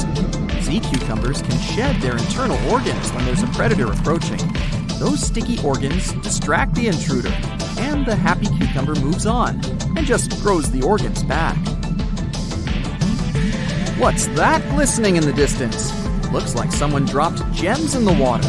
That's a sea sapphire, also known as the most beautiful animal you've never seen. Some males of this type of copepod can change color from deep blue to purple, red, or gold. 1 second later, it's gone. And it's back, shimmering bright. The secret to this magic is that their bodies are transparent and reflect light differently at certain angles. It looks like it's their way of communicating between each other and attracting mates. Female sea sapphires don't have the same superpower, but their eyes are bigger compared to males, probably to spot them from a distance. Males roam wild and free, and their ladies stay in the crystal palaces of strange barrel-shaped jellies called salps. Amelia Earhart blazed a trail across the sky and left a comet tail of awe and inspiration. Her signature move? Oh, just casually zipping across the Atlantic Ocean, all alone, a feat only a person with nerves of steel could pull off. And if that wasn't enough, she whipped out another first, the inaugural solo flight from tropical Hawaii to the mainland US. However, one day, Amelia vanished during an audacious attempt to circle the entire globe in her trusty plane. Despite extensive searches, neither she nor her aircraft were ever found. Amelia's vanishing act turned into one of the most enduring whodunits of the 20th century. Now, let me tell you a bit more about the hero of our story. For starters, she came from the picturesque Kansas town of Atchison, but what made her truly special from a young age was the fact that she liked to break social molds. She liked to play basketball and tinker with cars. In between her adrenaline-filled exploits, Amelia served as a nurse's aide in Toronto. There, she started hanging around local airfields, probably trying to pick up some flying tips from the local pilots. Returning to the US, Amelia dipped her toes in pre-med at Columbia University, but traded her textbooks for a pilot's jacket after a thrilling airplane ride with a veteran pilot in 1920. That was the hook. Amelia became irreversibly smitten with the sky. Learning to fly was no small feat, but Amelia was up for the challenge. She enrolled for flying lessons soon after. To fund her high-flying dreams, Amelia got down to earth, slogging away as an administrative clerk in the city of Los Angeles. After scrimping and saving, she finally bought her own set of wings, a bright yellow plane, which she lovingly dubbed the Canary. After her flight test in 1921, she managed to snatch her first flight exhibition, wowing the crowds in Pasadena, California. When it came to setting records, Amelia was a master. She flew solo at amazing heights, a feat no woman had achieved before at that time. Next, she made a solo transatlantic flight, making landfall in a cow field in Northern Ireland. Despite her individual success, Amelia wasn't one to hog the limelight. She actively worked to bring more women into aviation. For this, she co-founded an organization dedicated to the promotion of female pilots. Today, this group still champions women in aviation across 44 countries. By 1937, Amelia was itching for another adventure. She planned a spectacular eastbound flight around the world, aiming to be the first pilot. A tragedy struck. Amelia and Fred never made it to one of their refueling stops at Howland Island. Their last radio contact with the U.S. Coast Guard was enigmatic, to say the least. After U.S. officials greenlit a massive search, the world waited. Sadly, after 2 weeks of suspense, Amelia and Fred were declared lost at sea. Ever since, countless theories have bubbled up about their fate. The official verdict is that the pair were lost in the Pacific Ocean. This theory suggests they finished up all their fuel while searching for Howland Island and plunged into the vast ocean. Over the years, various well-equipped expeditions have tried to locate the wreckage near Howland, but alas, the ocean isn't spilling the beans. There's another intriguing theory, the Gardner Island hypothesis. Some folks reckon Amelia and Fred landed on Gardner Island, now named Nikumaroro, in the Republic of Kiribati, which was a long distance off their course. Though search planes saw signs of recent activity on the island a week after Amelia's disappearance, they found no trace of the plane. This theory, however, strongly suggests that Amelia and Fred ended up as castaways on the island and eventually met their end there. Some evidence supporting this includes artifacts like a piece of plexiglass, a woman's shoe, improvised tools, and a cosmetics jar from the era, even some suspicious bones. But despite expeditions and sniffing border collies, no conclusive proof has emerged. Now, what do Godzilla-sized crabs have to do with Amelia Earhart's disappearance? It turns out that these quirky creatures might possibly hold the keys to one of history's greatest unsolved mysteries. These ginormous creatures, the coconut crabs, would make you think twice before you dismiss anything as too large. They tip the scales at a whopping 9 pounds and can stretch out to a startling 3 feet. To put it simply, they make your average pug look like a snack. This theory takes us back to that tiny island in the Pacific, where Amelia supposedly made a pit stop but left no trace, Nikumaroro. When people went looking for clues regarding the famous aviator's disappearance, one rule was drilled into their thoughts. Watch out for those monster crabs. Their pincers can really pack a punch. By day, our explorers could easily steer clear of these hard-shelled creatures. They'd find the crabs lounging under the lush coconut palms, or maybe enjoying the breeze among the branches of the trees. Yes, you heard right. These critters are also good at climbing. But when the sun sets, well, that's when things get crabby. Those courageous explorers quickly learned that sleeping off the ground was essential unless they fancied a late-night claw massage. You see, these jumbo crabs are like the leading actors in this theory about what happened to our heroine Earhart and her navigator. According to this hypothesis, when the aviators missed their mark at Howland Island, they improvised a landing strip on Nikumaroro's reef. The plane eventually wandered off. Planes do that sometimes, you know, leaving Earhart alone on the island. Well, alone except for our mighty crustacean friends. By the 1940s, people had set up shop on the island and a chap unearthed some bones. However, he managed to find only 13 of them out of a possible 206, the total amount of bones in a human body. So, where did the rest of them go? You guessed it. Our robber crabs might have fancied a little midnight toy. Evidence indicates that the crabs have a tendency to clean up the island by dragging stuff back to their cozy burrows. Over the years, multiple experiments have been conducted to verify if these crabs have a peculiar hobby of bone collecting. In one such study, they introduced some bones to the island and kept their eyes peeled. Within a fortnight, the crabs had made a buffet out of it. In another exciting chapter, our researchers brought dogs from the Canine Forensics Foundation to give the area around a wren tree a good sniff. The dogs had earlier indicated that someone had kicked the bucket there. Despite their best efforts, they couldn't find any bones, but they're still hopeful. After all, if history has taught us anything, it's to never give up. These theories at least have some science to back them up. But as with many famous disappearances, there are also juicy ones. Was Amelia captured by someone? Were she and Fred secret spies who returned to the US under new identities? One of the craziest theories was neatly packaged in a book called Amelia Earhart Lives. The author put pen to paper and argued that our beloved Lady of the Skies didn't just vanish into thin air. Instead, she pulled a Houdini. And here's where things get extra zesty. According to this book, Amelia was nabbed by a foreign government. Thankfully, US officials came to her rescue. After a heroic effort, they transported her into the most clandestine relocation program ever. Her new identity? She transformed into a mysterious suburban housewife under the name Irene Bolam. But, as with all good stories, there was a twist. The hiccup was that Irene Bolam was already out there, living her life and probably whipping up a mean meatloaf in her suburban kitchen when she got wind of her new identity as a repackaged Amelia Earhart. Obviously, Irene wasn't too thrilled about this revelation, so she lawyered up and took a stand against the claims, vigorously denying this shocking identity swap. Well, hey there. We dive back in time and into the oceans over 500 million years ago. Just, because we can.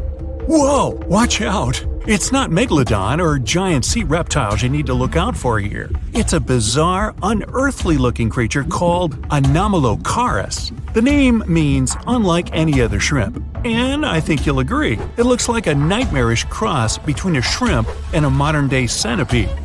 2 tentacles protruding from its face, each lined with razor-sharp teeth. Oh yeah, and this thing was about the size of your leg. With a wave-like movement of the flaps on each side of its body, it was graceful for a terrifying creature. It was also more advanced than any other life on this planet at the time. Especially those huge eyes. You have only one lens in each of yours. This giant shrimp had 16,000. That's 4 times more than a common housefly. And you know how good their vision is. Good enough to dodge that swatter every time. All this allowed Annie to become one of the first animals on this planet to feed on others. Yep, here it is. Earth's Phalaropsis. Imagine a dragonfly. Now make it as big as a cat, and with a wingspan longer than your arm. Megan, the monster-sized dragonfly, could easily grab other insects or even small animals, and she ruled the air with quick movements. Back then, there were still no large birds or other airborne enemies for this behemoth bug, so it was safe and free to grow as large as this planet would allow. Piranhas of the past were also jumbo-sized. Mega piranha was about 3 times the size of the river terrors we have today. Its bite force was about the same as a tiger's, and those striped kitties bite down 2 times harder than lions. That means it probably not only dined on other fish and any land creatures that, got too close to the water, but it could also easily crunch down on large turtles and other unlucky shelled creatures. And fun fact, modern-day piranhas bark like dogs when they're about to enter a confrontation. It actually sounds more like a frog's ribbit. But makes you wonder, what did this mega-sized ancient cousin sound like? A bear roaring? How about giant sea scorpions the size of your bed? Go back about 460 million years, and you'd see them swimming under you. And watch out for that tail. Scientists still don't know if these creatures could use it to inject venom like your standard land scorpion, but something tells me I wouldn't want that thing anywhere near me. Then there's this guy, Therizinosaurus. Terry looks sort of like a goose with long arms. Oh, and did I mention this goose dino is about 2 stories tall and longer than a bus? Yow! Its arms make the T-Rexes look even more bite-sized, each 8 feet long, almost triple the length of T-Rexes. And on the end, razor-sharp claws the size of your whole arm. Now, don't worry about those lengthy claws too much, though. Terry probably used them to cut through giant termite nests. So, this huge reptilian goose was more interested in eating bugs and plants. Another mega monster for you, Megatherium. The giant ground sloth could look a giraffe straight in the eye and weighed as much as a hippo. It moved mainly on its hind legs and used its massive tail as support. He had huge paws with colossal knife-sized claws. The sloth could use them to defend itself from enemies and to bend tree branches in search of food. But the biggest danger to the giant ground sloth wasn't dinosaurs or saber-toothed tigers. It was our own species. Yep, humans showed up just in time to meet this fellow and to, eat him up. Titanoboa was a terrifying 50-foot snake, as long as the great megalodon itself. It was also more than 2 times heavier than the heavyweight champion among snakes today, the green anaconda. Crocodiles were a regular on this serpent's menu. Titanoboa could swim 3 times faster than the fastest Olympic swimmer our species has ever seen. It was quicker and more dangerous in the water than outside it. And don't forget the boa part of its name. This massive snake wasn't venomous. Instead, it liked to squeeze. Remember that giant shrimp from earlier? Well, Opabenia looks like its teeny-tiny finger-sized cousin. And instead of 2 toothy tentacles, this thing had a vacuum hose coming out of its face. On the end of that trunk, what looks like a single crab claw. Add 5 eyes and a mouth under its head, and you've got a recipe for something not of this planet. Only it is. This creature used its trunk like an elephant does. Its claw grabbed food from the bottom of the ocean and brought it up to its mouth. This thing is so weird-looking that, apparently, when the scientists who discovered it presented his findings to an audience, they all laughed as if he were joking. Now, a real-life monster, the Tully monster. From a distance, it looks a bit like Nessie, that long neck and teeth-lined jaws. But get closer, and you'll see it's more like a long nose with a mouth attached at the end, like a mosquito. Its eyes are further back, sticking out of tubes all snail-like. Tully was an ancient mollusk, about the size of your forearm. It probably dined on jellyfish and shrimp 300 million years ago. Thylacus smilus will put a smile on your face as long as you don't get too close. No, it's not a relative of the saber-toothed tiger. It was a marsupial, making it more related to a kangaroo than anything. And if you compare them to body size, its fangs were actually longer than a saber-toothed tiger's. And they grew continuously. As for that beard on its chin, that's actually all chin. The lower jawbone grew down to a point under the mouth. Those fangs were rooted to the skull, going way back to its eyes. When the mouth was closed, that bony beard protected the long, sharp teeth from breakage. Staganapolis, not to be confused with Minneapolis, might look like a big crocodile with a squished-in snout, but it was mostly harmless. Its small head and very few teeth meant the reptile didn't have much to work with when protecting itself. That's what all those armored scales were for, and no need for huge fangs or long rows of razor-sharp teeth when you're a plant eater. That beak-like tip on its nose allowed the stag to dig up plants. So, really, this reptile was more like a 10-foot scaly pig than a croc. Basilosaurus was a type of ancient whale that lived on our planet about 45 million years ago.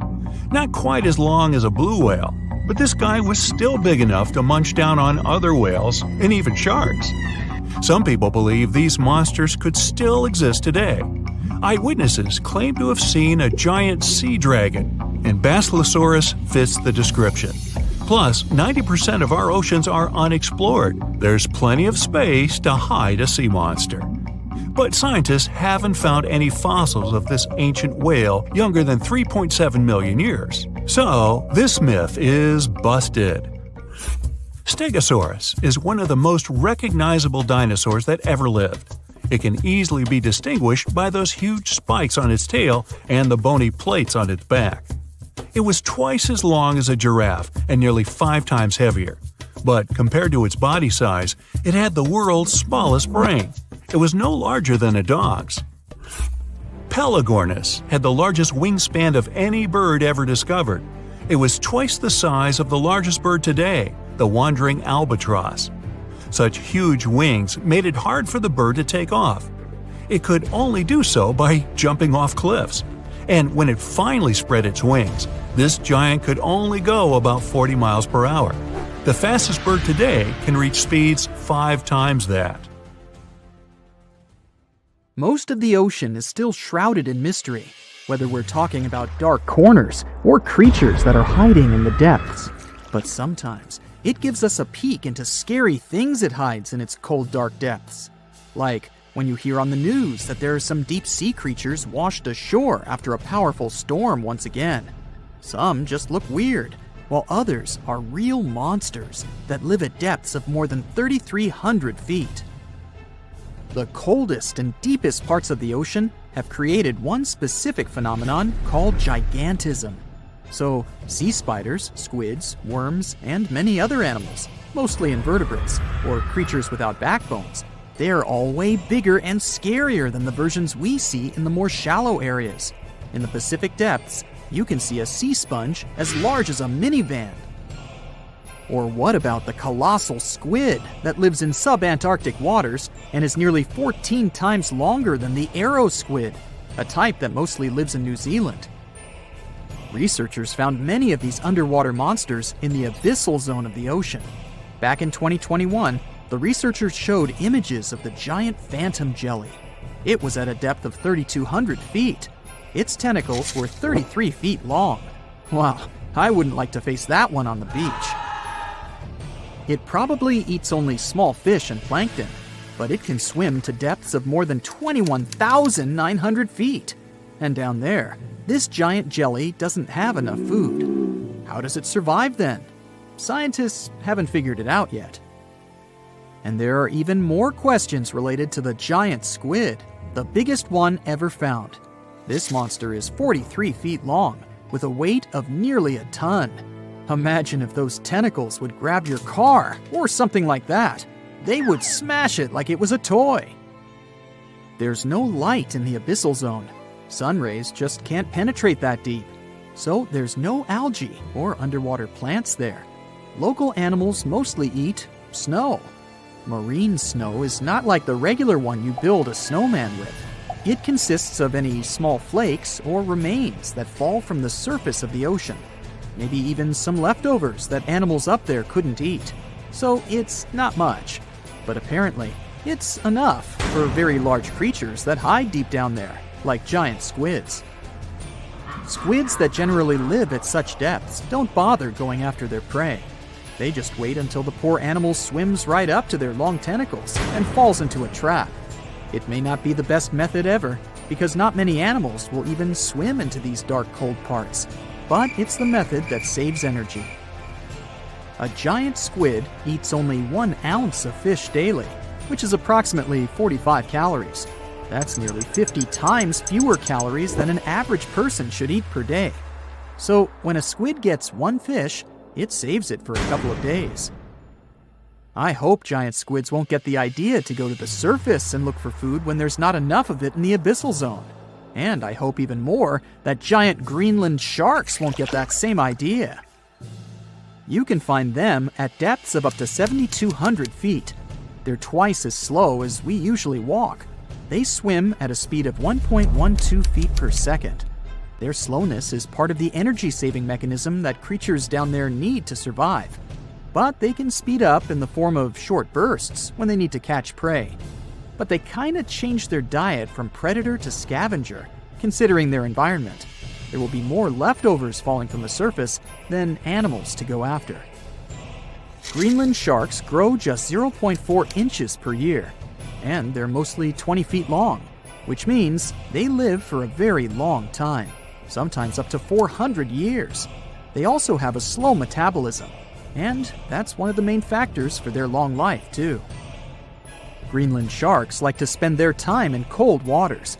They're adapted to that, since their tissues have specific chemical compounds that prevent the forming of ice crystals all over their body. That means they have some sort of natural antifreeze. So, what makes them so big? Scientists are still not sure, but some theories try to explain it. There's this thing called Kleiber's rule that says bigger animals tend to be more efficient. Just take a small fish and compare it to a whale with a mass hundreds of times bigger. The whale has a greater metabolism. It conserves energy more efficiently and loses less of it to the surroundings through heat. Moving on, bigger animals can ingest bigger prey. They're more likely to go through tough issues in their environment or defend themselves from predators going after them. Also, the body gets bigger when temperatures are lower. The Greenland shark is a perfect example. So are giant sea spiders. Sea spiders are generally common, and you find some very small ones at 0.04 inches. But in deeper parts of the Antarctic, they become 3-foot-long giants. They grow so big because the cold water has more oxygen. That way, more of it diffuses into the animal's body, and that allows it to grow bigger. Yeah, both as a creature and a nightmare. And how about this giant tube worm? Researchers found it accidentally while they were exploring the mysteries of the Pacific Ocean floor. They stumbled upon unusual hydrothermal vents. Volcanic heat is a thing that gets them going. As water seeps down through faults or cracks in the rock, these vents change their direction. When the water gets out of the vent, it's rich in different minerals and chemicals. Most animals wouldn't survive being around this toxic soup of chemicals, but not these tube worms. They came as a true surprise, because not only are they not bothered by these toxic vents and the almost boiling temperature of the water, but they developed entire ecosystems there. They're unique because they don't need sunlight to survive. Instead, small bacteria are their main source of energy. That bacteria gets their energy directly from these toxic chemicals. So it's not photosynthesis, but a process called chemosynthesis. And these tube worms don't have mouths. These bacteria live inside them. Strange story, huh? Plus, these scary worms reach up to 8 feet. Giant isopods are no better either. They lurk at the depths of the ocean of 1,640 feet or more below, far away from the sunlight, looking like some monstrous wood lice. They spend most of their time on the seabed, hoping to find some food falling from higher levels of the ocean. Check out their small hooked claws at the ends of their legs. Isopods use them to remain more stable while moving around the ocean floor. Since there's no light, they have long antennae that help them feel their way around. These sensory antennas are about half the length of their body. Giant isopods have pretty big eyes compared to their body size, too. They can grow over 12 inches from head to tail. And these fellas are really patient. Remember how we said animals down there rarely get food? Sometimes they need to wait for years to get a proper meal. That's why their metabolism is amazingly slow. 5 years later. They can go for 5 years without eating anything. Imagine that. I get hungry just talking about this. In 2006, a biologist did research to compare the differences between the shallows and the deep sea regions. He realized the deep sea mirrors the island rule. First, isolated parts of land develop biodiversity you won't find anywhere else. Second, small-bodied life there grows much bigger when it's isolated, compared to life on large land masses. Resources are limited, but also competition and predators. And we don't know much about these deep-sea creatures. It's too expensive and too complicated to carry out such research, so we'll just wait for more raging storms to show us at least part of the monstrous world cold ocean depths hide.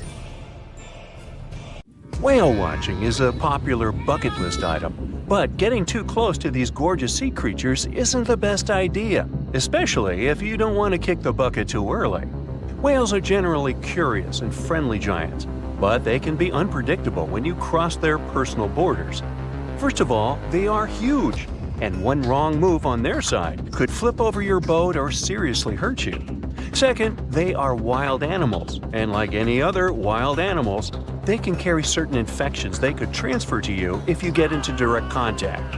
Plus, they have strong parental instincts, so if you approach their young by accident, they might think you want to take them away and will act accordingly. It is only safe to observe whales from the sea when you're accompanied by an experienced expert, both for your own good and for the good of the whale. Now, sometimes whales and dolphins strand themselves on the shore for reasons scientists still can't explain. Quite recently, over 200 whales have been found on a remote beach in Tasmania, Australia. A rescue team rushed to the location to save the whales, half of which were still alive. The rescue operation was really complex due to the remote location. The locals were trying to help the whales, covering them with blankets and pouring buckets of water on them to keep them alive.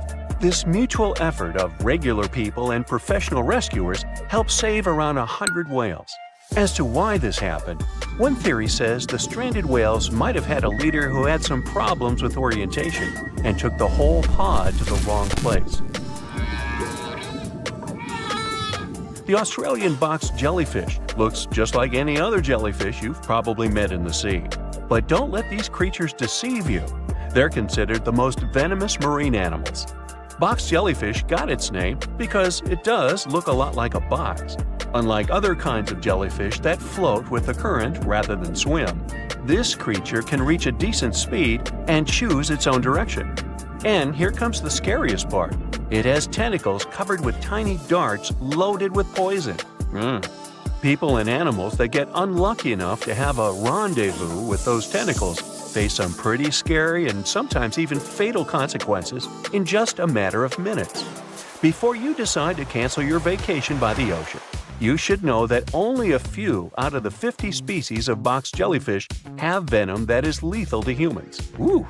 There are some not-so-dangerous species living in warm coastal waters worldwide, and the lethal ones reside in the Indo-Pacific region and northern Australia. G'day, mate! A blue-ringed octopus likes to pretend its only outstanding feature is the psychedelic color, but it can quickly and easily take away your life. This cute-looking sea monster likes to spend its time in the soft, sandy bottom or shallow tide pools and coral reefs. It normally hides in underwater crevices among shells or debris. If you somehow manage to find and disturb it there, the octopus will show you its signature blue rings as a warning signal. And if you don't get the hint, it will introduce you to its other signature feature, a venom 1,000 times more powerful than cyanide. One octopus has enough of it to do away with 26 people within minutes. This venom is more toxic than that of land mammals. The octopus normally uses it to hunt crabs, shrimp, and small fish by pecking them with its beak and paralyzing them. The same can happen to a human victim. You'll unlikely even feel the bite until it's too late. The good news is that there have been no known cases of such incidents since the 1960s. If you don't disturb the blue ring octopus, it will never attack you first. If you enjoy picking shells on the beach, make sure the ones you collect don't belong to a cone snail. It's nothing like its relatives living on land and eating fresh leaves and bark. There are over 500 species of this venomous sea creature, and a few that can really hurt you. These little snails are extremely vicious, just like Jimmy from 3rd grade. They inject their venom through a harpoon-like tooth. The consequences of this injection can be quite terrible for you. Now, are you afraid of snakes? Well, I have some bad news for you. You can't escape them even in the water. Certain kinds of these creatures have adapted to live both on land and in the sea, especially in the warm waters of the Indian and Pacific Oceans. All the species we know so far are venomous, and sometimes an encounter with them can be super dangerous. The good news is that they only bite if you disturb them. So the safest way to go is in the opposite direction of these slithery sea creatures. Not only venomous sea creatures present a danger to you while you're in the water, strong earthquakes sometimes cause the formation of massive ocean waves. If they head ashore, they hardly leave anything intact in their way. You know this dangerous sea phenomenon as a tsunami. There is also another type of this natural disaster called a meteotsunami. They're caused by rapid storm systems and pressure changes above the open water. A powerful storm can generate a whole wall of water. Sometimes this wall grows several feet high while it moves through a shallow continental shelf, inlets, or bays. If it gets strong enough, it can damage houses close to the water. It's really tricky to forecast or detect a meteotsunami because it's nearly impossible to tell from a seismic one. It happens much more often than regular tsunamis, especially in the Great Lakes area. Now, the ocean can be dangerous to you, even if you're staying in what seems like safety on the shore. One such unpleasant surprise could be a sneaker wave moving your way. As you can guess from its name, waves like this sneak out on unsuspecting beachgoers. They look average, but turn out to be way bigger and more dangerous than you could imagine. Sneaker waves always appear without warning after smaller waves carry huge amounts of water, sand, and gravel. They're so powerful, they can carry swimmers further away into the ocean. They can swipe you off your feet and into the water when you're casually strolling on a jetty or the beach or on an outcropping nearby. Oregon State University researchers found that sneaker waves form in offshore storms that carry wind energy to the ocean surface. With all that energy, several waves unite and overlap into one beast that stands higher and goes further ashore than a regular wave. Another thing that makes them more dangerous is that they're hard to predict. The logic of regular wave formation doesn't work with them. Square waves, looking like a giant chessboard over the ocean, are the reason many people visit the Isle of Ré off the western coast of France. If you visit it, you'll notice plenty of signs warning you to stay away from the water once you notice the unusual pattern. The safest way to observe it is from high up places like nearby lighthouses.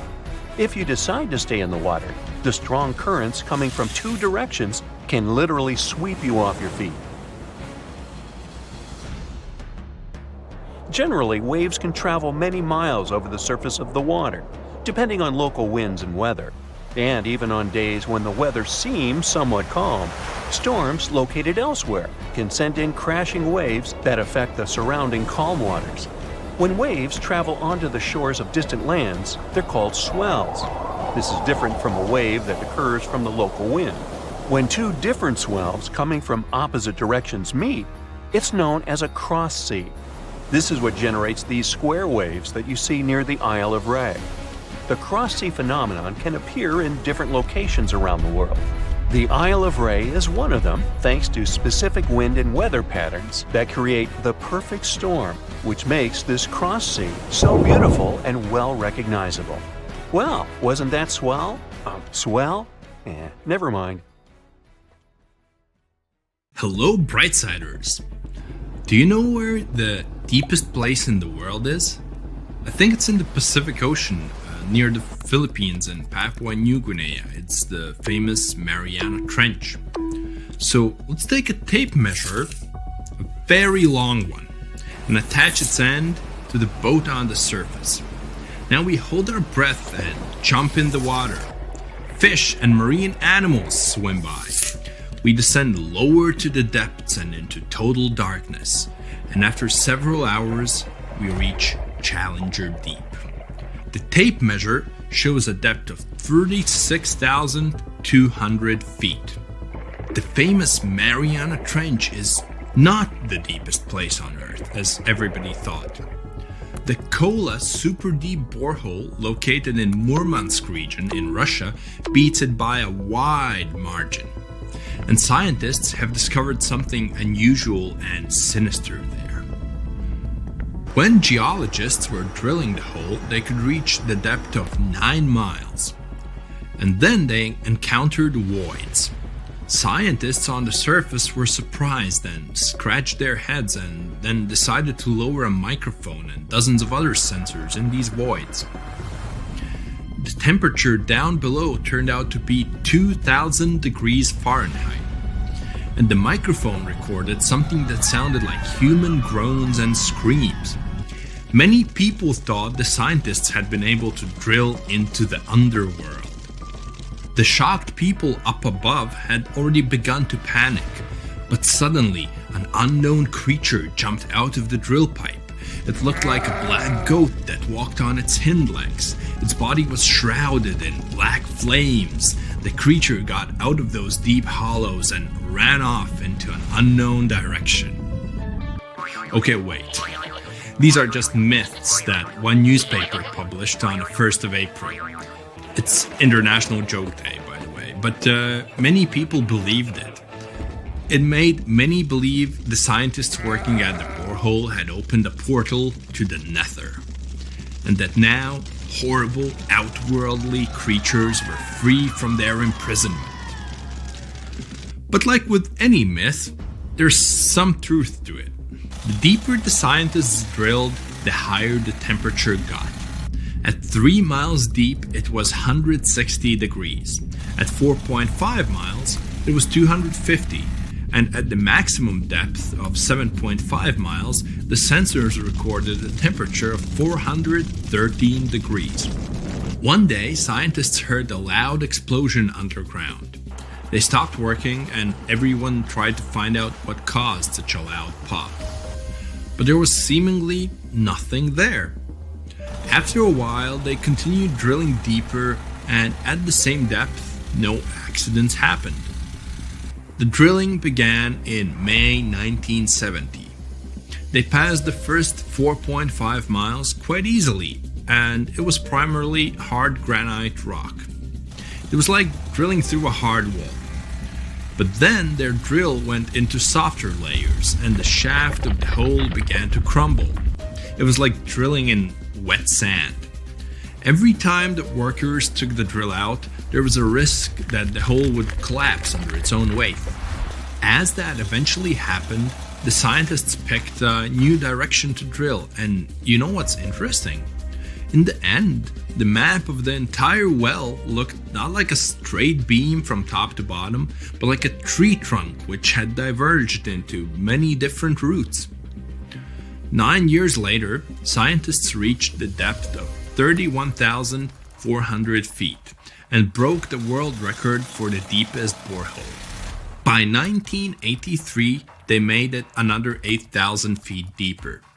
After a brief pause in the work, there was an accident.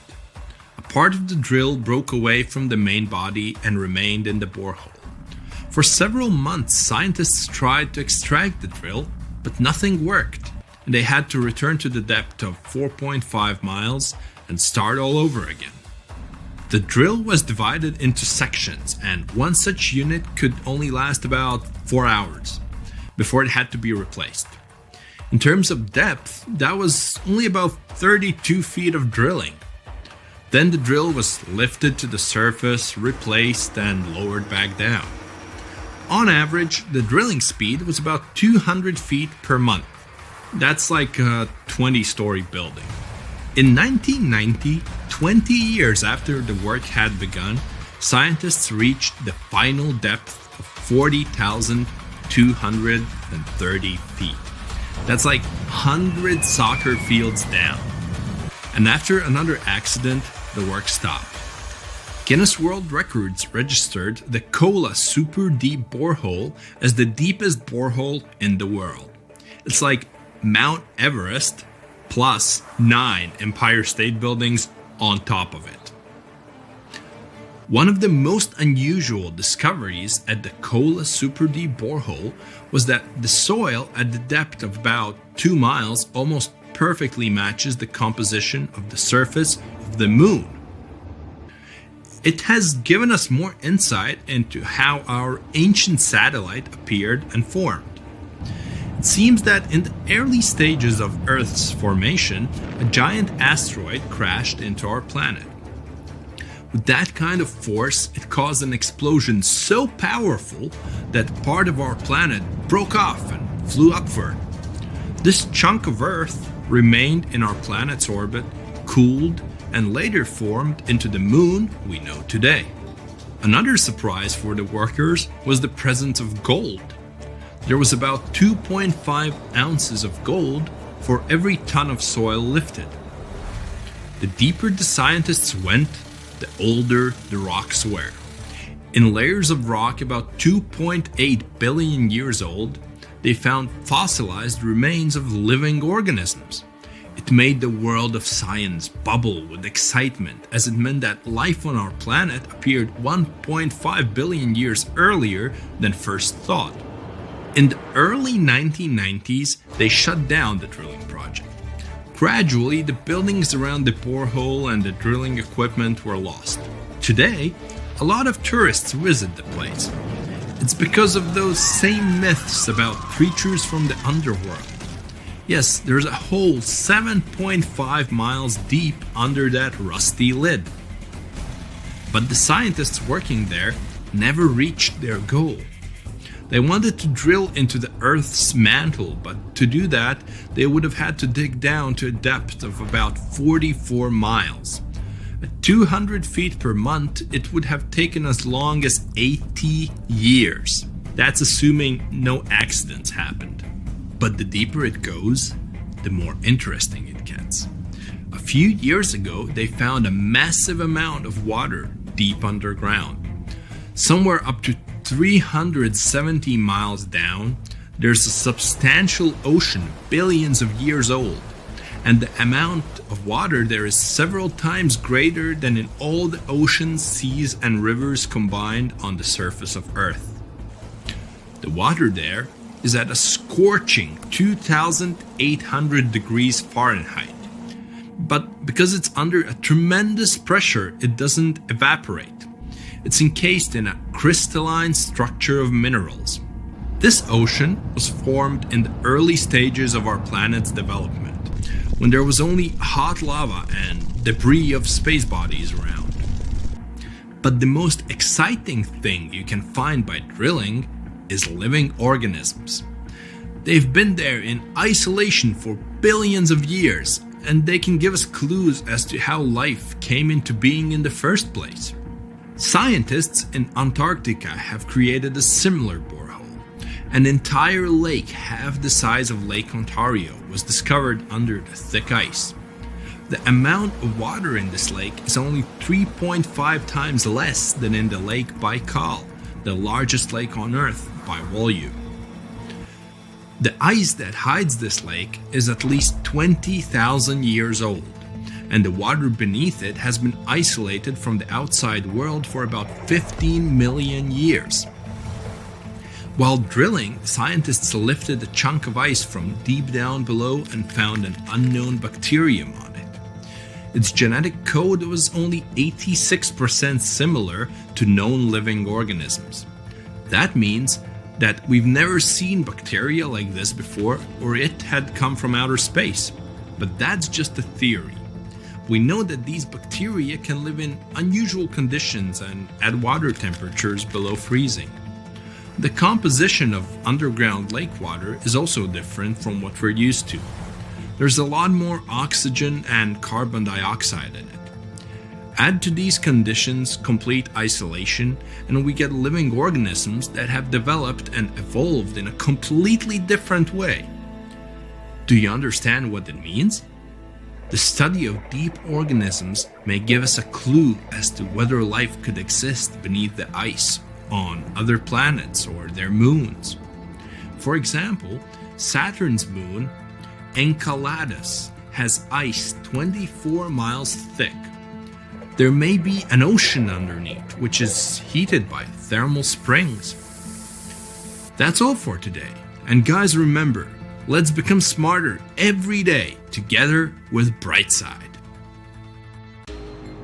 Welcome, dear listeners, to another episode of our exploration series. Today, we're diving deep into a world that is closer to us than the moon, yet remains largely unexplored. A world that covers over 70% of our planet's surface, yet we've only scratched the surface of its mysteries. Yes, you guessed it right. We're talking about the vast, the deep, the beautiful, and the mysterious, our oceans. Despite our technological advancements, we've explored just a mere 5% of these underwater worlds. To put that into perspective, more people have set foot on the moon than have ventured into the deepest part of our oceans, the Mariana Trench. So, buckle up as we embark on this fascinating journey, exploring the depths of our oceans, the creatures that inhabit it, the unique phenomena that occur beneath the waves, and the challenges we face in uncovering these underwater secrets. Stay tuned as we dive deeper than ever before into the mysteries of our blue planet. Let's make pause for a moment and consider the immense pressure and depth that we're dealing with. It's easy to forget when we're standing on the shore, watching the waves gently lap against the sand, that beneath the tranquil surface of the sea lies a world that is as alien to us as the surface of another planet. Imagine, if you will, descending into the ocean. As you go deeper, the light from the sun fades, replaced by an all-encompassing darkness. The weight of the water above you increases, and with it the pressure. This is a world where the pressure isn't just a metaphorical weight on your shoulders, but a literal one. At greater depths, the pressure is so intense that it's harder to send people to the bottom of the ocean than to send them into space. Yes, you heard it right. Space, the final frontier for many, is easier to reach than the depths of our own oceans. In space, as we ascend through the Earth's atmosphere, the pressure drops to zero. But in the ocean, it's a different story. The deeper you go, the greater the pressure, reaching levels 1,000 times greater than on land. It's like having hundreds of elephants standing on your head. It's a world where human beings, as we are, cannot survive. Yet despite these extreme conditions, life thrives. Creatures of the deep have adapted to survive in this high-pressure environment, leading to a biodiversity that is as stunning as it is surprising. But for us, to explore these depths, we need to overcome these challenges. We need to build machines capable of withstanding these pressures, and we need to find ways to protect ourselves from the crushing weight of the water above us. As we delve deeper into our exploration, we encounter a fascinating phenomenon: the shifting of oceans and continents. The Earth as we know it has not always looked the same. Over millions of years, the continents have drifted apart and come together in a slow dance orchestrated by the movements of the Earth's crust. The Atlantic Ocean, for instance, is a testament to this incredible geological process. It was formed when the North and South American continents separated, creating a vast body of water in between. And even now, it continues to grow, expanding at a rate of about 2 inches per year. On the other hand, the Pacific Ocean, the largest and deepest of Earth's oceanic divisions, is slowly shrinking. This constant, albeit slow shift in our planet's geography is a reminder of the dynamic nature of Earth. These movements not only shape the physical landscape of our planet, but also influence the distribution and evolution of species in our oceans. The shifting continents have created diverse habitats, leading to the evolution of a myriad of marine species, each adapted to their unique environment. The ocean is a treasure trove of natural wonders, many of which are as astounding as they are unexpected. Beneath the surface, there are features that rival, if not surpass, the grandeur of those we see on land. Consider, for instance, the existence of underwater lakes and rivers. Yes, you heard it right, lakes and rivers within the ocean itself. This seemingly paradoxical phenomenon is possible due to a combination of salt water and hydrogen sulfide, which is denser than the surrounding water. This denser mixture forms lakes and rivers that flow right inside the ocean, creating an otherworldly spectacle for those fortunate enough to witness it. And then, there's the world's biggest waterfall, not on land but underwater. Known as the Denmark Strait Cataract, it's located in the waters between Iceland and Greenland. Standing at an impressive 11,500 feet tall, it dwarfs the likes of Niagara Falls. This underwater waterfall is possible because cold water is denser than hot water, causing it to drop into the much warmer Erminger Sea. But the wonders don't stop there. The longest mountain chain on Earth, the mid-ocean ridge, is also hidden beneath the ocean surface. Stretching almost 40,000 miles long, it's a testament to the Earth's dynamic nature. Yet, despite its size, we've studied only about 1% of this underwater mountain range. We know less about this chain than we know about the surface of Mars or Venus. These features, hidden beneath the waves, remind us of the ocean's complexity and grandeur. They challenge our understanding of the natural world and invite us to explore further, to uncover more of the ocean's secrets. As we journey deeper into the ocean, we encounter the true stars of this underwater world, the marine life. The ocean is teeming with a diversity of life forms that is as breathtaking as it is varied. From the smallest plankton to the largest whale, each creature plays a vital role in the complex web of life that exists beneath the waves. Consider the corals, not just a single organism, but a bustling community of life. These underwater cities provide shelter, food, and breeding grounds for a multitude of marine species. They are the rainforests of the sea, teeming with biodiversity. Then there are the algae, the unsung heroes of our planet. These microscopic organisms produce about half of the world's oxygen through photosynthesis, a process that also absorbs carbon dioxide, helping to mitigate climate change. The ocean is also home to some of the most fascinating creatures on Earth. Take the octopus, for example. This intelligent invertebrate has 3 hearts, 9 brains, and can change both its color and texture in a split second to blend in with its surroundings. Or the Antarctic fish, which have developed natural antifreeze proteins to survive in the icy waters of the Southern Ocean. These proteins prevent ice crystals from forming in their blood, allowing them to thrive in conditions that would be lethal to most other fish. And let's not forget the sharks, the apex predators of the ocean. With their streamlined bodies and highly developed senses, they are perfectly adapted for a life of hunting in the ocean. These are just a few examples of the incredible diversity of marine life in our oceans. Each species, each individual, is a testament to the power of evolution and the adaptability of life. The more we learn about these creatures, the more we realize how much more there is to discover. As we venture further into the depths of the ocean, we encounter creatures that seem to belong more to the realm of science fiction than the natural world. These deep-sea dwellers have adapted to survive in an environment that is among the most inhospitable on Earth.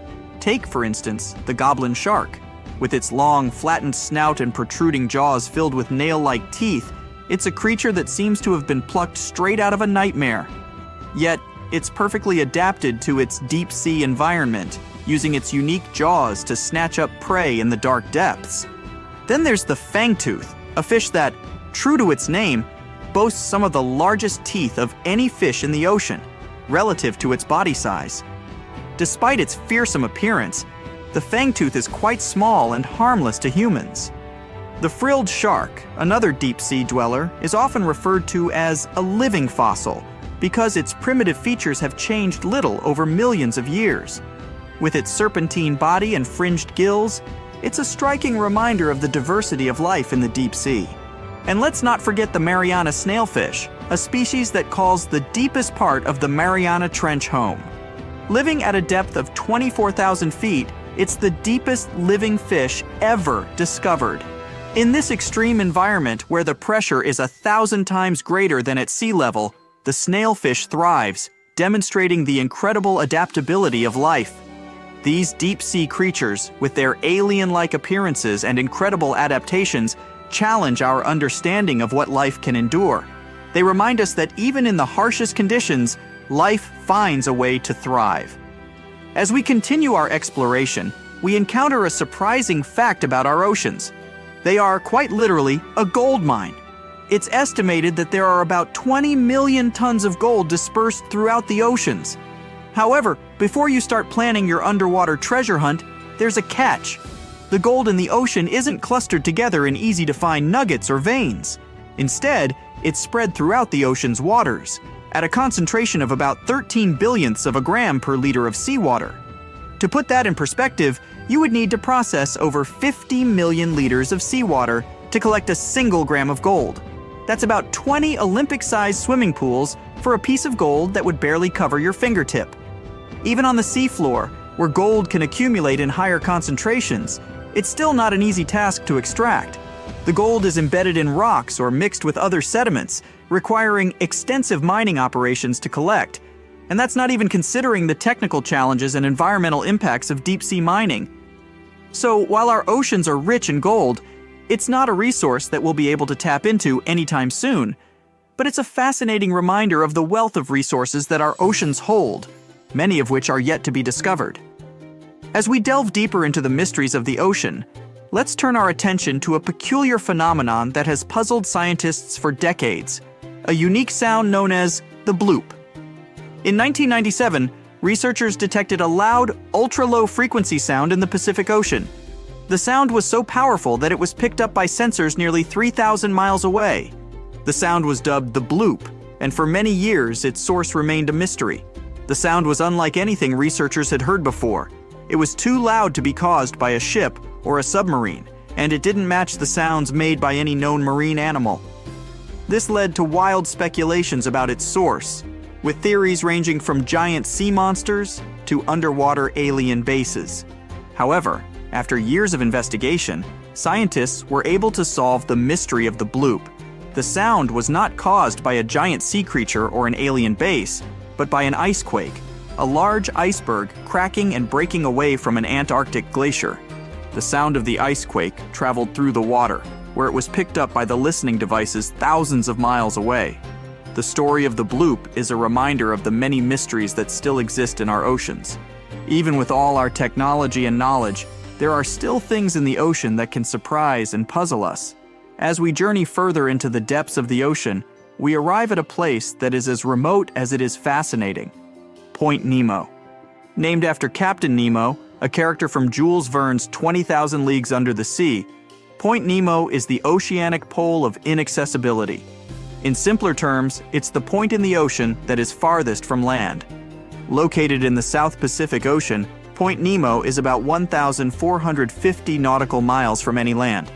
To give you a sense of just how remote it is, the closest humans to Point Nemo are often the astronauts aboard the International Space Station, which orbits the Earth from a distance of about 258 miles. This remoteness makes Point Nemo one of the least disturbed places on Earth. It's a place of profound solitude, where the vastness of the ocean can truly be felt. But despite its isolation, Point Nemo is not devoid of life. Microorganisms known as extremophiles, which thrive in extreme conditions, can be found in its waters. Point Nemo also serves as a spacecraft cemetery.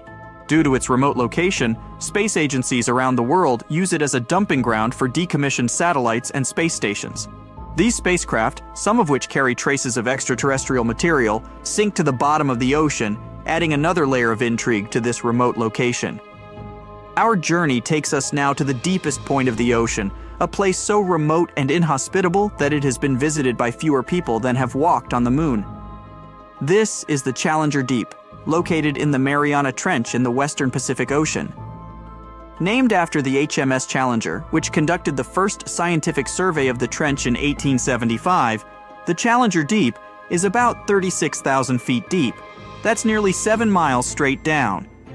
To put that into perspective, if you were to place Mount Everest at the bottom of the Challenger Deep, its peak would still be over a mile underwater.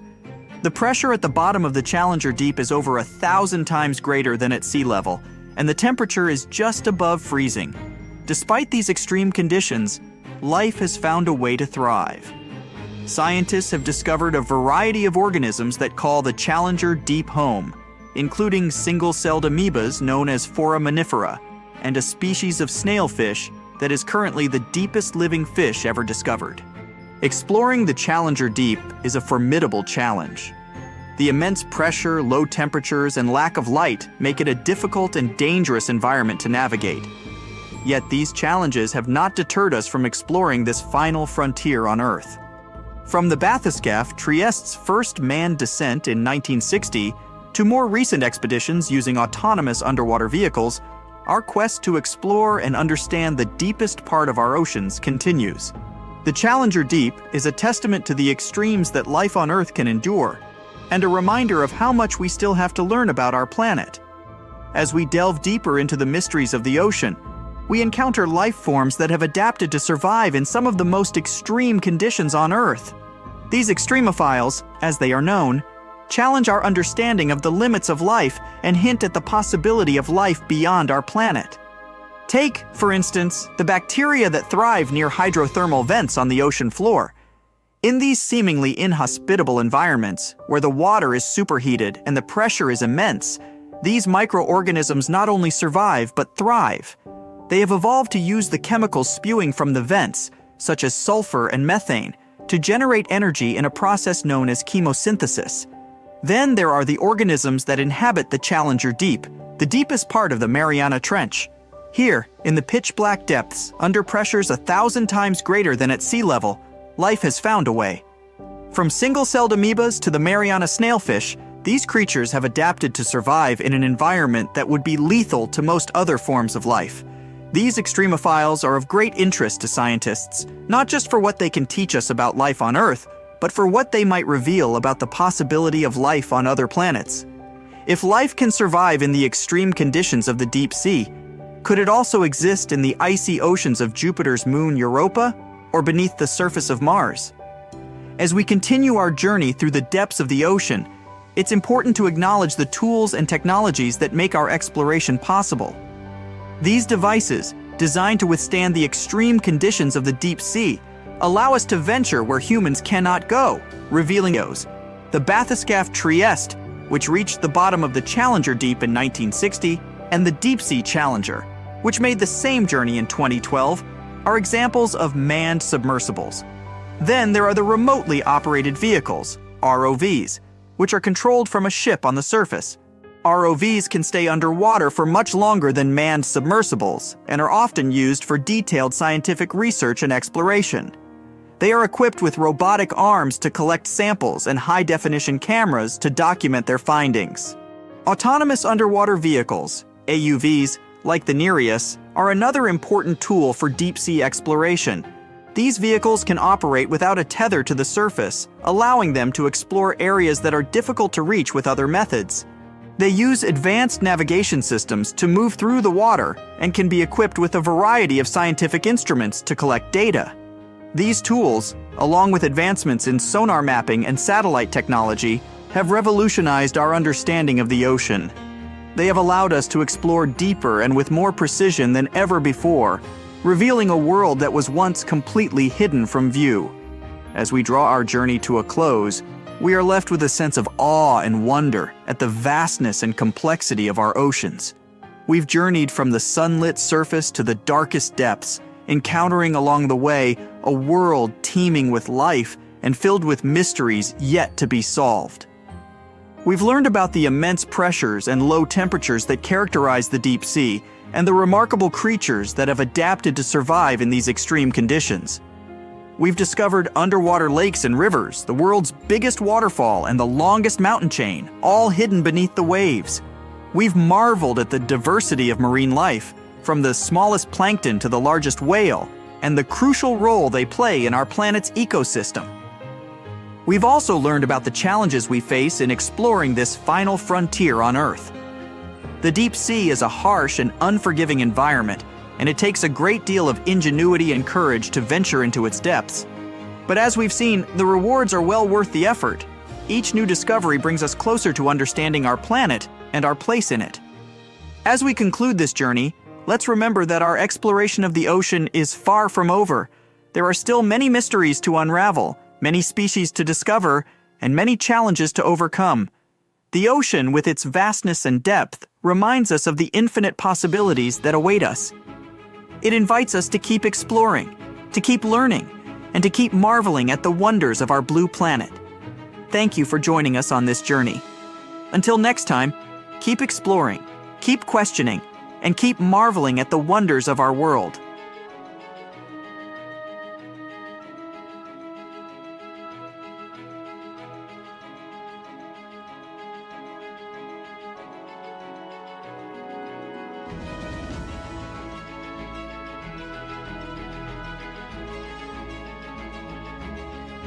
You know how they say it's better to just hand over your wallet if you run into a mugger? Instead of surrendering their wallets, sea cucumbers choose to spit out some of their insides to fend off predators like crabs and fish. It's a natural defense mechanism for them, and they quickly grow those organs back in just a few days, thanks to special cells inside their bodies. It's not the only weird thing sea cucumbers do. They can actually breathe through their rear end. They have this thing called a respiratory tree that connects to their backside and sits right next to their intestines. So when they suck in water from their behind, it goes into that respiratory tree, letting them absorb oxygen directly into their fluids. Plus, sea cucumbers are the janitors of the ocean. They munch on whatever gets stuck in the sand on the ocean floor. Once they've eaten, they manage to clean out the sand, leaving it nice and tidy after they do their business. As for the clean sand, the stunning white sand beaches in Hawaii are actually a product of parrotfish number 2. These fish munch on algae from rocks and dead corals, and while they're chomping away, they also grind up the leftover bits of coral in their bellies. When they're done, they move their bowels, and voila! It all comes out as beautiful sand. Not only do they play a vital role in keeping the coral reef ecosystem healthy, but they can churn out hundreds of pounds of this white sand every year. Marine animals are seriously impressive when it comes to holding their breath. Just look at sperm whales and elephant seals. They can stay underwater for a mind-blowing 2 hours. Then there's a Cuvier's beaked whale, which holds the crazy record at almost 4 hours underwater. When you compare that to the human record of 24 minutes and 37 seconds held by pro diver Budimir Shobat, it seems pretty insignificant. But what's the marine animal's secret that helps them excel humans this much? Unlike us, these sea creatures have a ton of hemoglobin and myoglobin in their blood and muscles, allowing them to store way more oxygen. When their oxygen runs low, myoglobin steps up and releases even more. Plus, they can tolerate higher levels of CO2, so they don't feel the need to breathe as quickly. There's even a study that found their myoglobin molecules have a unique charge that keeps them from sticking together, which boosts oxygen storage. And on top of all that, they can slow down their heart rate and restrict blood flow to hang out underwater even longer. Rumor has it that about 540 million years ago, a meteor loaded with frozen octopus eggs smashed into Earth. Sounds like a delirium, but some scientists are entertaining a very questionable idea that octopuses and their cephalopod buddies, like squids and cuttlefish, might actually have some extraterrestrial origins. The thing is, cephalopods have extraordinary DNA that doesn't look like any other DNA on our planet. They've got around 33,000 protein-coding genes in their genome, which is way more than what we humans have. A recent study suggests that their evolutionary story shows some odd traits that might hint at a connection to space, like they could be from some super far-off past, or even the future. The researchers went as far as to claim that modern octopuses could be the descendants of these frozen creatures that hitched a ride on comets and splashed down in our oceans. And why octopuses? Well, they really stand out in the animal kingdom. They can use 2/3 of an octopus's neurons are in its arms. These traits seem to have just appeared out of nowhere during evolution. They even tossed around another quirky theory. What if an extraterrestrial virus crashed into early squid populations and gave them a crazy boost in evolution, turning them into the octopuses we know today? Anyways, these are just fun speculations without any hard proof. Now, this funky object is an animal, not a rock. It's called sand dollar. Just look at the shape of its shell. Once sand dollars are exposed to the sun, their shells lose their soft, spiny covering and become bleached white. Back in the day, beachcombers thought these shells looked a lot like big silver coins, kind of like the old Spanish dollar that was about the same size. But if you prefer, you can call them sand cakes instead. These quirky creatures have tiny spines on their surface, and they glide along the ocean floor. They use small tube feet that line the grooves on their underside to grab bits of food like plankton and algae, which they then send to their mouths. Inside, they have 5 triangular teeth that help them munch on their meals. In some Georgia folklore, sand dollars are said to represent coins lost by mermaids. Sand dollars have a unique talent for cloning themselves. They can do this for a bunch of reasons, like when a predator comes around.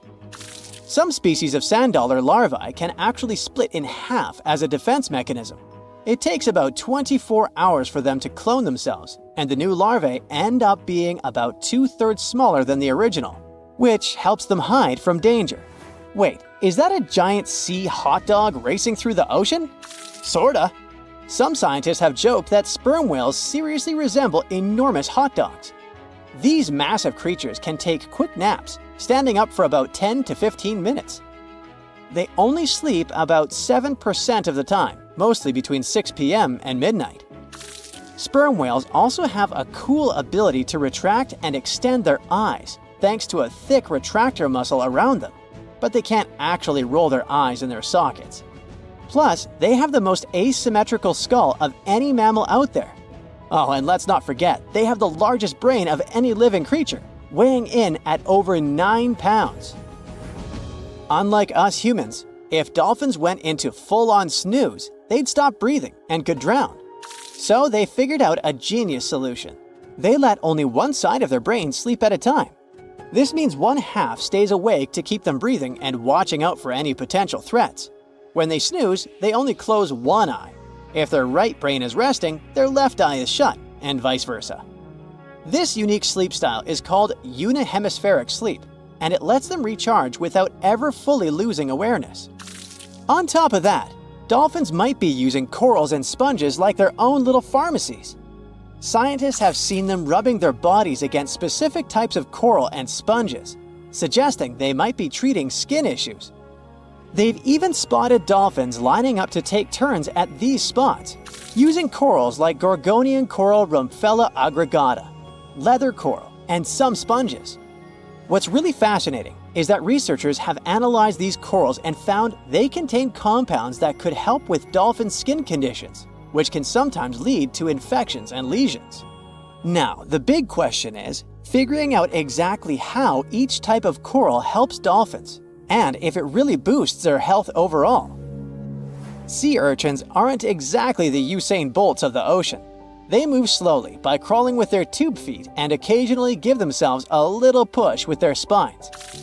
These little guys have just 5 teeth, which they use like a beak to scrape algae off rocks, which I'm pretty sure is the ocean's version of an all-you-can-eat buffet. But since all that scraping wears their teeth down, they're in a never-ending dental replacement program. Scallops are the underwater equivalent of the world's most confused security cameras, sporting up to 200 tiny eyes on their shells. These eyes are high-tech. They can even adjust their pupils to light. Instead of working like ours, scallop eyes have a unique setup. Light goes through a pupil, lens, 2 retinas, and then hits a mirror made of guanine crystals that reflects it back. Scientists were puzzled about how they see since their main retina often gets blurry light. But it turns out, scallops can change their pupil size by about 50%. Just don't expect them to do it in a hurry, as it takes a few minutes. Now here's something really neat about orcas. They're expert hunters, and they do it in groups called pods. A pod can consist of up to 40 orcas, forming a very effective hunting team. Interestingly, there are distinct types of pods: resident and transient. Resident pods are more into fish, while transient pods have a taste for marine mammals. But no matter what type of pod they belong to, all orcas have one thing in common: they are master collaborators.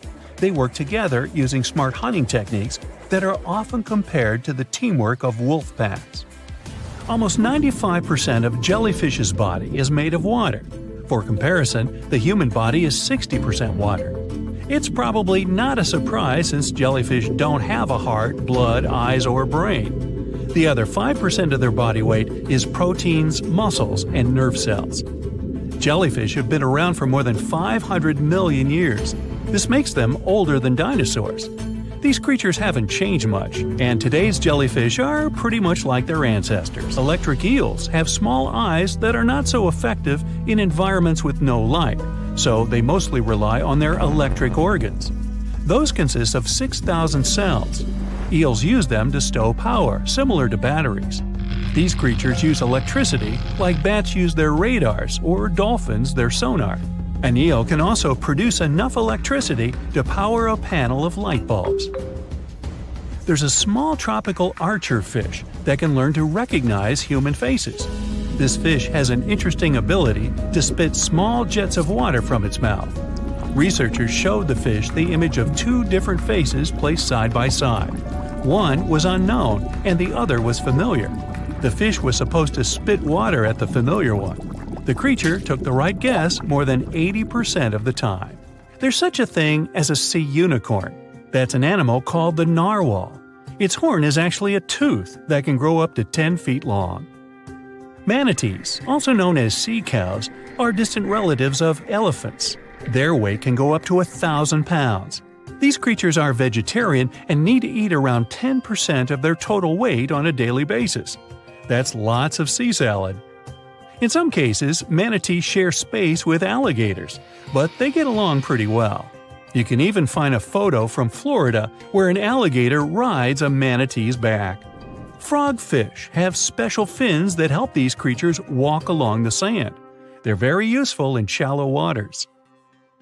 A ghost pipefish is hard to see, but once you spot it, you're bound to get really surprised. Its head makes up over 40% of its body. Crabs don't feel like wasting time on such formalities as putting foods in their mouth. That's why they taste it with their feet, which is where their taste buds are. Marine iguanas are the only lizards on our planet that like spending time in the ocean, even though they mainly live on land. They're herbivores that feed in shallow waters and swim like snakes. Iguanas use their long claws to hold on to the bottom when they need to graze. Green turtles can cross over 1,400 miles when migrating. They try to find the perfect spot to lay their eggs. Penguins sort of fly when they're underwater, reaching a speed of 25 miles per hour. More than 5 million years ago, I've heard, I wasn't around then, deep-sea worms and humans had a common ancestor. So we still share 70% of our genes with these creatures, and with sea stars, squid, and octopuses. Now, octopuses are in fact incredibly old. The oldest known fossil belongs to an animal that lived almost 300 million years ago. FYI, this is before our dinosaur buddies roamed the Earth. Wait, there's more! Octopus arms have a mind of their own. That's because 2/3 of their neurons lie in their arms, not in their heads. This means that their arms can problem solve how to open a shellfish, while their owner is worried about other stuff entirely. Talk about ninja-level multitasking. Oh, and like other animals, such as chimpanzees and dolphins, octopuses have proven to be good at maneuvering tools, like picking up old shells and using them as a temporary home. Now, of course, the most intelligent animals on our planet are humans, according to humans. But we don't seem to give pigs enough credit. Pigs are so smart they can play video games. No, not Minecraft. But in a recent academic study, scientists had 4 pigs play a joystick game. They had to manipulate the stick so that the moving ball would hit the wall and then they would get a treat. All 4 pigs did great in the test, which was surprising even to the scientists. Now, pigeons also aced an impressive test. They were trained to differentiate a Picasso painting from a Monet one, which they had no trouble learning. Then they were able to apply this knowledge, identifying works of art they had not previously seen, meaning they really understood the difference between each painter. Poor things are always seen as a nuisance. Now, if we placed kangaroos in an animal's most amazing ability contest, they'd win. It's mainly because they break the four-legged rule. A special species of kangaroo, the red kangaroo, uses its tail to help propel it forward. Now, visually, it has 4 limbs, but in practice, it uses 5. They're biologically built to use their tail as a 5th limb, since it's packed with articulated vertebrae and thick muscles. Of course, it had to be an Australian animal. Deep within the Sahara Desert, you'll find a little creature known as the fennec fox. This huge-eared animal adapted perfectly to survive in its hostile environment. The huge ears help them to dissipate the unbearable heat of the desert, as well as help them to hunt for underground prey. Now meet this guy. Unlike what its name might suggest, the red panda is closer to a raccoon than it is to a giant panda. You'll find a lot of these cat-sized creatures in the Himalayan region, hopping from tree to tree and bundled together trying to keep warm in the harsh weather. They're gentle and friendly like their big panda cousins, and occasionally enjoy eating some bamboo sticks. And then there are bees. Compared to humans, bees' brains are the size of pinheads, yet they are capable of astounding things. Let's say a bee is running low on energy after a long search flight. This bee desperately needs a drop of honey in order to continue flying, but smartly enough, she doesn't need to go back to the hive to recharge. She can ask a fellow beehive mate for a drop of honey directly from this other bee's stomach and continue flying. This type of decentralized system allows them to build highly effective societies, one that bees don't need to push the queues in front of the honey cells, for example. Every year in the winter, great white sharks that live along the California coastline disappear. It feels as if they take a vacation for 30 to 40 days.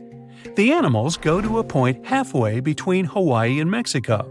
They might do it to get some food, relax, or hang out with their buddies from other areas.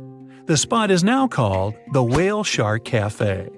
Some types of sharks, like makos, whale sharks, or white sharks, breathe in a very specific way. It requires them to swim all the time. They also need to move quickly and with their mouth open. This way, the oxygen can enter and reach their gills. Sea sponges are some of the most primitive animals. They're immobile, don't have a mouth, eyes, bones, brain, heart, lungs, or any other organ whatsoever. And still, they're alive. There's such a thing as a sea unicorn. That's an animal called the narwhal. Its horn is actually a tooth that can grow up to 10 feet long. Manatees, also known as sea cows, are distant relatives of elephants. Their weight can go up to 1,000 pounds. These creatures are vegetarian and need to eat around 10% of their total weight on a daily basis.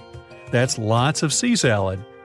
In some cases, manatees share space with alligators, but they get along pretty well. You can even find a photo from Florida where an alligator rides a manatee's back. Frogfish have special fins that help these creatures walk along the sand. They're very useful in shallow waters. A ghost pipefish is hard to see, but once you spot it, you're bound to get really surprised. Its head makes up over 40% of its body. Crabs don't feel like wasting time on such formalities as putting foods in their mouth. That's why they taste it with their feet, which is where their taste buds are. Marine iguanas are the only lizards on our planet that like spending time in the ocean, even though they mainly live on land. They're herbivores that feed in shallow waters and swim like snakes. There's something known as the orange cat behavior, and apparently it's not just a meme. So far, scientists have been able to understand that coat color is connected to a feline's gender. And since orange is an X chromosome, orange cats are usually males, like Garfield. The so-called orange cat behavior describes ginger cats as agents of chaos. Again, pretty much like Garfield. However, there haven't been any conclusive studies on whether coat color and cat behavior are truly linked. In terms of vision, mantis shrimps probably have the most psychedelic vision out of all animals. These funny-looking creatures have a whopping 16 varieties of photoreceptors, with 5 of them reserved for the ultraviolet or UV spectrum.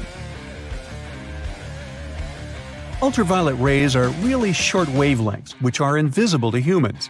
The thing science still doesn't understand is how exactly these mantis shrimp view the world around them. Sure, they can perceive a bunch of colors, but they can't necessarily distinguish all of these colors among themselves. It can be that they just see a lot of really vivid, really blurry colors, but we haven't figured out a way to check that out. Now, to say sloths are cute is an understatement. They may be one of the friendliest animals in the jungle, but there's more. If you look closely at their fur coat, you'll notice hints of green. These greeneries are actually tiny little algae that grow alongside sloths. They help sloths to camouflage better in the jungle, but they also nurture them. The little cracks inside a sloth's fur create the perfect environment for algae reproduction, and scientists have found species of algae that don't exist anywhere else in the world.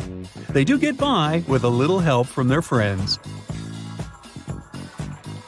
Deep within the Sahara Desert, you'll find a little creature known as the fennec fox. This huge-eared animal adapted perfectly to survive in its hostile environment.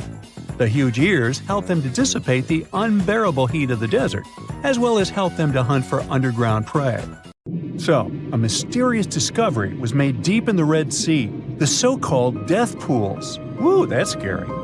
In 2020, researchers embarked on a dive into the Red Sea.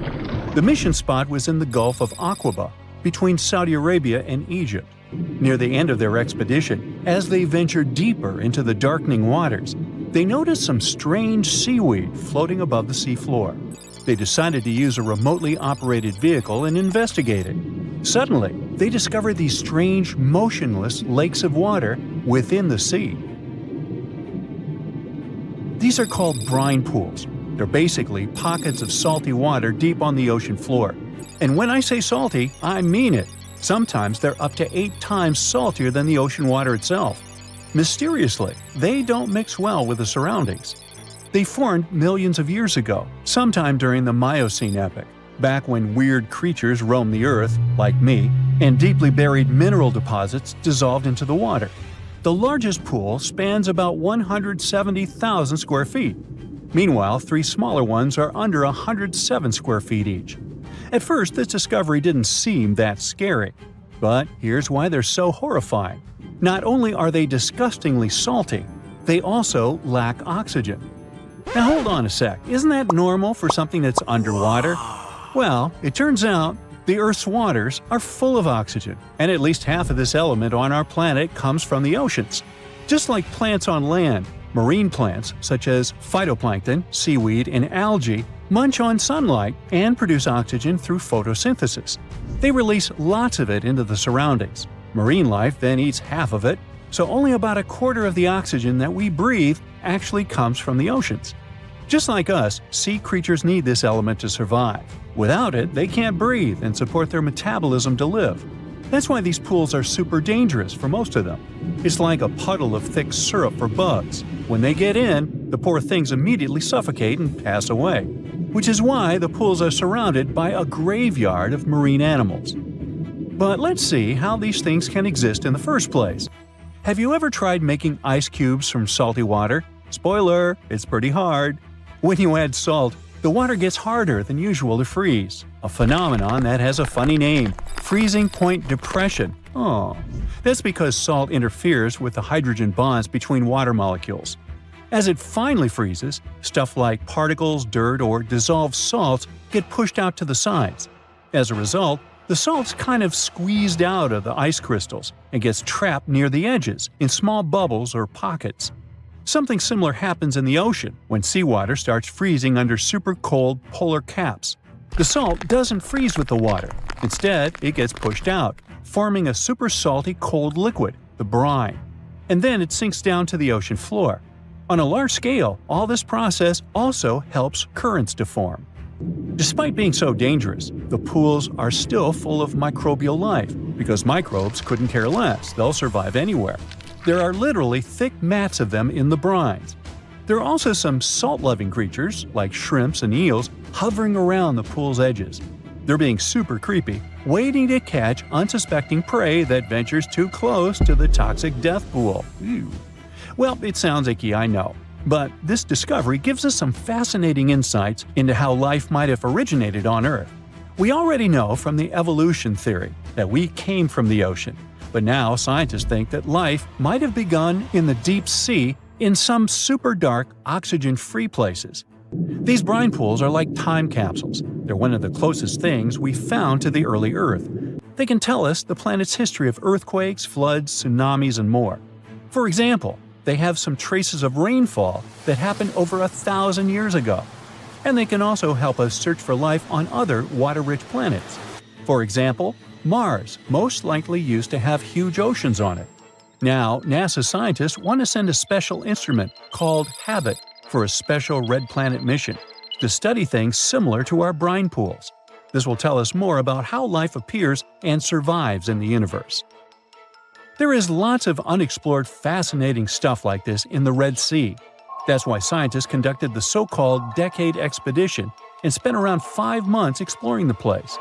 This expedition was launched by the National Center for Wildlife. They made so many remarkable discoveries that now we've got 77 new research papers. For example, they found over 10 blue holes, incredible underwater sinkholes that host unique ecosystems. They also learned that dolphins can use those blue holes to protect their young from predators. Scientists also found traces of great white sharks, a creepy community of deep-sea lanternfish living in low oxygen conditions, and even a new coral species. It's the most resilient deep-sea corals that also vibe just fine without oxygen, like microbes we mentioned. Speaking of which, research also showed us some new ancient thermal vents and large blobs of microbial formations near Ferrisand Island. Now, can you believe that with all that, we only explored 5% of the ocean? It's divided into several layers based on depth. Each layer becomes darker and more isolated from sunlight as we go deeper. The places that no sunlight can reach are terrifying. Now, the fun, cute layer with dolphins and turtles is called the epipelagic or sunlight zone. It's so tiny, but even this layer is about 650 feet deep.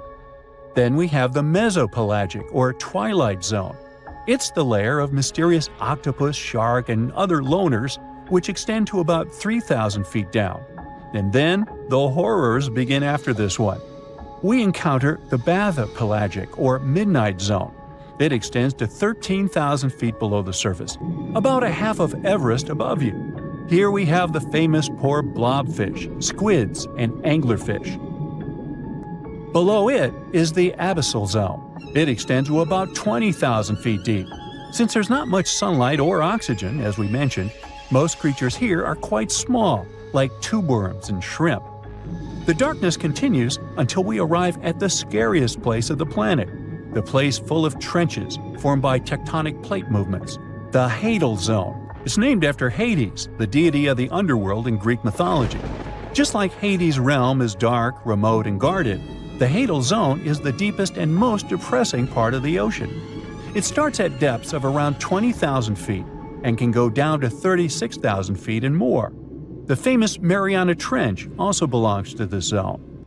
Only 3 people in history have ever explored these depths in person, making it one of the least explored and most mysterious places on our planet. However, despite crazy high pressure, near freezing temperatures, and complete darkness, there are still things who manage to survive here. Guys like amphipods, which are critters who feed on dead material sinking from above, and the Hadal snailfish, which lives as deep as 27,000 feet. So scientists used to assume that if there's no sunlight, there wouldn't be that much oxygen around. But one day, a research team decided to measure the levels of oxygen in one of those deep zones. Surprisingly, the levels were super high. They checked the equipment thinking that it was malfunctioning, but nope, all the sensors showed the same thing. Turns out the oxygen was somehow generated by rocks. These small potato-sized rocks on the seafloor are called polymetallic nodules. They're rich in metals like copper, nickel, and cobalt, and they're basically like small batteries. When you put a battery in salt water, it can produce bubbles of gas, a process called electrolysis. In the same way, these rocks create tiny electric currents, which are powerful enough to produce the same gases, splitting water molecules into hydrogen and oxygen. It's the first time we saw oxygen being produced by some non-living minerals. This is what scientists now call dark oxygen. It turned out that about half of large marine species, or megafauna, were living just on dark oxygen alone. All these discoveries are reshaping our understanding of where and how life could evolve. It means that we might be able to find life on other planets or satellites with low oxygen conditions, like Enceladus and Europa, the moons of Jupiter and Saturn, and they have large bodies of frozen water on them. Wow! How heavy is the largest living snake? How can a snake eat a whale? Get ready, I'm about to answer these questions. Before the last ice age, giant mammals like mammoths ruled the world. The modern animal kingdom we're familiar with was shaped around 55 million years ago. I mean, there were still 1,000-pound bear dogs living from Asia to America. But modern whales, for instance, began to appear later. I'm saying modern whales because, surprise, surprise, whales weren't always fully aquatic. The ancestors of the ocean's biggest animals once walked on dry land. They had 4 legs and lived on the coast. Now, I want to introduce you to a snake that used to eat these whales, the Palaeophis, a genus of a marine snake. Scientists say it's hard to understand how big the Palaeophis was due to its fragmentary fossil record. They assumed that it could have reached up to 40 feet long. Its fossils were found in different parts of the world, from England to Morocco and Virginia, USA. The Palaeophis is extinct now. and sea snakes today are only about a quarter of the size this majestic creature used to be. So no need to worry about this underwater monster. But there once was an even bigger snake, the Titan boa. It was around 50 feet long and most likely weighed over a ton. It used to live in what is now known as northeastern Colombia around 60 to 58 million years ago. Scientists say that it mostly fed on fish. Another giant animal that lived in the past was the black Gigantopithecus. These primates aren't related to gorillas. They lived in the area of modern China. Some people believe that they're still alive, but so far, no one has laid eyes on them. Some people even go further and say that the stories of Bigfoot or Yeti are based on these animals. This rodent became extinct about 2 million years ago. Its main habitat was South America, more specifically, Uruguay. What's astonishing about this species is that it was the largest rodent ever known. It was bigger than a bull. Scientists believe that it weighed up to 1,000 pounds. A distant relative of this rodent is still alive today. It's called the pacarana. It's a rare animal that lives in South America. It weighs up to 33 pounds and measures up to 31 inches, not including its cute and fluffy tail. The Arthropleura was an insect that lived in prehistoric times. Imagine a giant millipede measuring up to 8 feet in length. Here you go. It was one of the largest land animals of its era, about 315 million years ago. The Arthropleura's shell was covered with tough plates. These plates were there to protect the creature from damage. Most of the time, it burrowed into the ground to avoid becoming some other animal's dinner. Meet the megalodon. Millions of years ago, this shark lived in the ocean and ate other marine creatures. It had wide teeth, and its jaws were so powerful that the animal could finish off its prey with the force of its bite. It was one of the largest sharks to ever exist. Yet, this predator also went extinct. Scientists don't really know the reason. This made me wonder why animals were so big in the past. Nowadays, smaller creatures flee or hide from predators. But apparently, it wasn't like this before. Many centuries ago, animals didn't just run or hide, they fought back. Research suggests that this behavior may have been the most important motivation for prey to grow bigger. A study compared the skulls of ancient animals to those of their modern peers. The skulls of predatory animals have become shorter and narrower, while the skulls of the animals they hunted have become longer and broader. This means that predators learned to become experts in hunting, while prey worked on developing their defense skills. You see, a larger body size was a great advantage because it made it harder for predators to take down the animals they hunted. The bottom line, self-defense made prehistoric animals larger. The second reason why ancient animals were larger is related to their bones. They had hollow bones, which are lighter than solid bones. This type of bone allowed large animals to move quickly. Let's take sauropods. They were a dinosaur subgroup. Sauropods had giraffe-like long necks and snake-like long tails. Compared to their body size, their head was really tiny. But since their bones were quite light, they could move around without having to carry additional weight. The eating habits of these animals were also related to their body size. When experts examined the fossils of one extinct mammal species, they found out that these animals had a diet that was high in nutrients and low in fiber. And this mammal was the largest land animal of its period. In other words, following this diet, mammals could grow to be very large. There was plenty of food out there, so they didn't have to worry about finding it. Fun fact, these animals also took chewing out of the picture. They could swallow their food in large pieces instead of taking small bites. Environmental conditions also played an important role in the evolution of larger animals in prehistoric times. Those animals tended to live in warm, moist climates that provided them with a lot of food. They didn't have to compete for food sources. Researchers believe that because of these conditions, natural selection worked in a certain way. I mean, body size was more important than such traits as agility and speed. Oh, and did you know that large animals tend to produce more carbon dioxide? And ultimately, a bigger volume of carbon dioxide increases the amount of vegetation in the animal's habitat. As for the abundance of oxygen in the atmosphere at that time, it could be another vital element for some animals' growth. A good but scary example of an animal that benefited from the high levels of oxygen can be the cockroach of the Paleozoic era. At that time, cockroaches were the size of modern house cats. Now this one would give me the chills if I ever faced it. Ugh. What about today? Well, there are over 3,000 species of snakes on Earth. The smallest snake in the world is the Barbados thread snake. It's only around 4 inches long when fully grown, and the largest one? It's the reticulated python. This snake reaches around 20 feet in length. The longest python was discovered in 1912. It measured 32 feet long. As for the largest and heaviest reticulated python, it was named Medusa. Medusa was approximately 25 feet long and weighed 350 pounds. These reptiles lived in Southeast Asia in rainforests, woodlands, and grasslands. Don't be confused though, the reticulated python isn't the heaviest snake in the world. This title belongs to the green anaconda.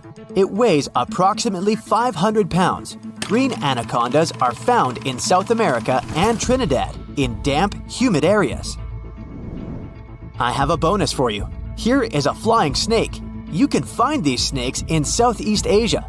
They don't fly like birds, of course, but they do use the power of flight. They can go as high as 300 feet. They leap from tree branches into the air. Once they take off, it's all about aerodynamics. Their main technique is flaring their ribs and pulling in their abdomens. While airborne, they undulate from one side to another and slightly up and down. This motion helps snakes to turn and glide. Why bother with all this if they can just crawl in an old-school way? Scientists aren't sure, but they believe it might be related to escaping from predators. This way, they move from one tree to another without having to get down to the ground. Every now and then, people discover fossils of animals that lived millions of years ago. These ancient discoveries continue to capture our imagination. Which of these animals would you like to see alive? It looks like a prehistoric creature that came from the time of dinosaurs. This scary beast is called the basking shark. It can grow up to 39 feet. People have only reported 3 of them in the past 160 years. The last sighting was in 2015, and before that, about 80 years ago. These sharks sometimes rise to the surface to filter out small animals, such as shrimps and other small crustaceans, when they want to have a nice, tasty seafood dinner. But when there isn't enough grub at the surface, they go down to the depths of almost 3,300 feet, where they tend to stay for months, which is something researchers discovered using satellite tags. Tag, you're it!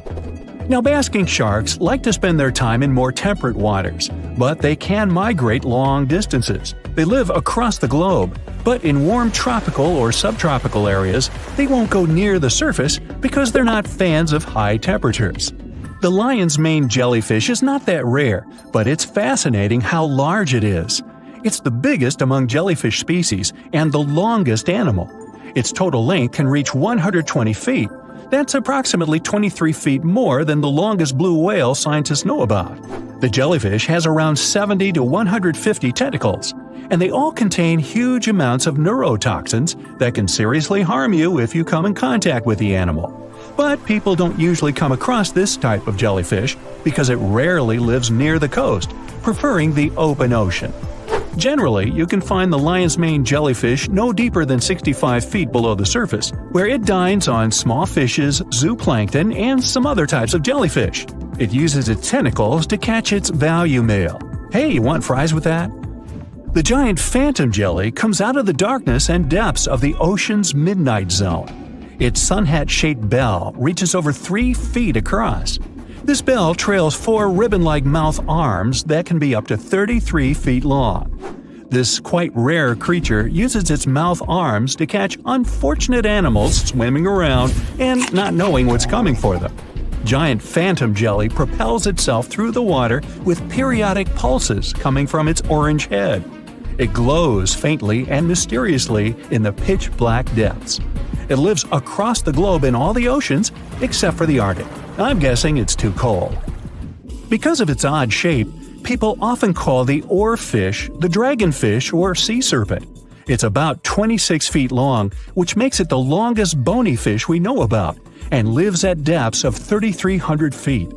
Oarfish spend most of their time in the deep, dark parts of the open ocean in tropical and subtropical areas. They almost never come to the surface, unless, invited. It's a ribbon-shaped and shiny silver creature with a long red dorsal fin and red oar-like pelvic fins. Its body has no scales and is very thin. The fish can grow to a length of about 30 feet and weigh 660 pounds. Oarfish have really big eyes that help them see better in their dark, scary surroundings. The frilled shark is definitely one of the gnarliest-looking marine animals out there. If you saw it somewhere, you'd probably think you went back to the age of dinosaurs. Yup, the frilled shark is a prehistoric creature because its roots go back 80 million years.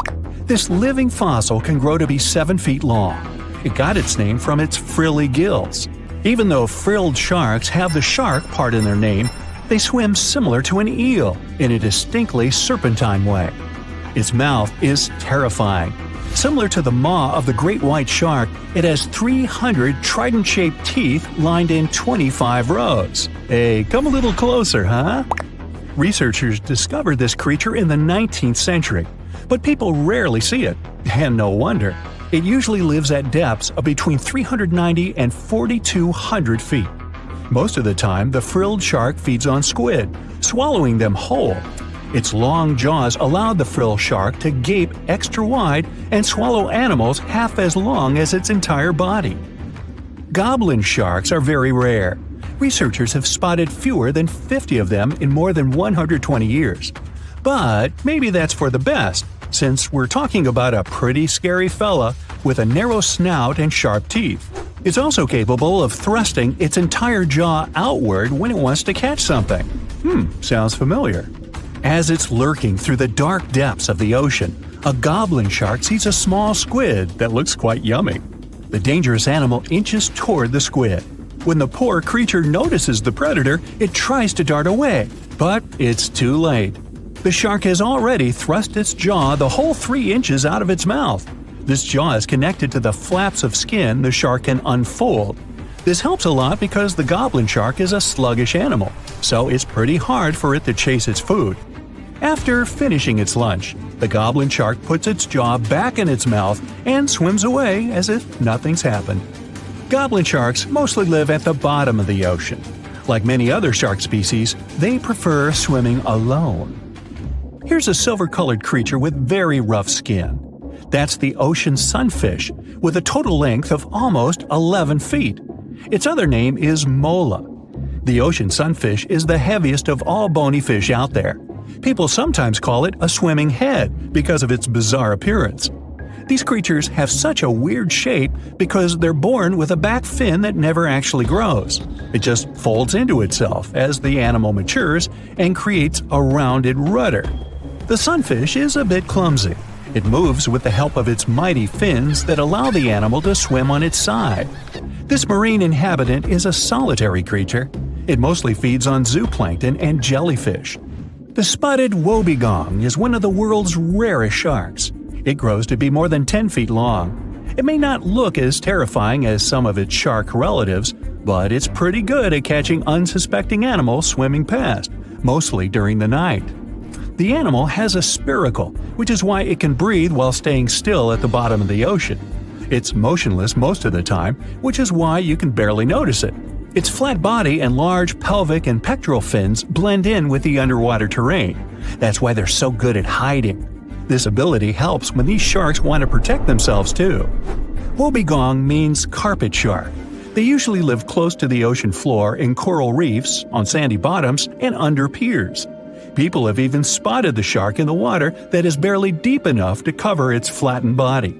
Now, blobfish lack teeth and bones, so they can't actively hunt. Since they don't have much muscle mass, they can barely move around. Hey, I had a roommate like that once. They get their energy from animals they scoop up from the seafloor.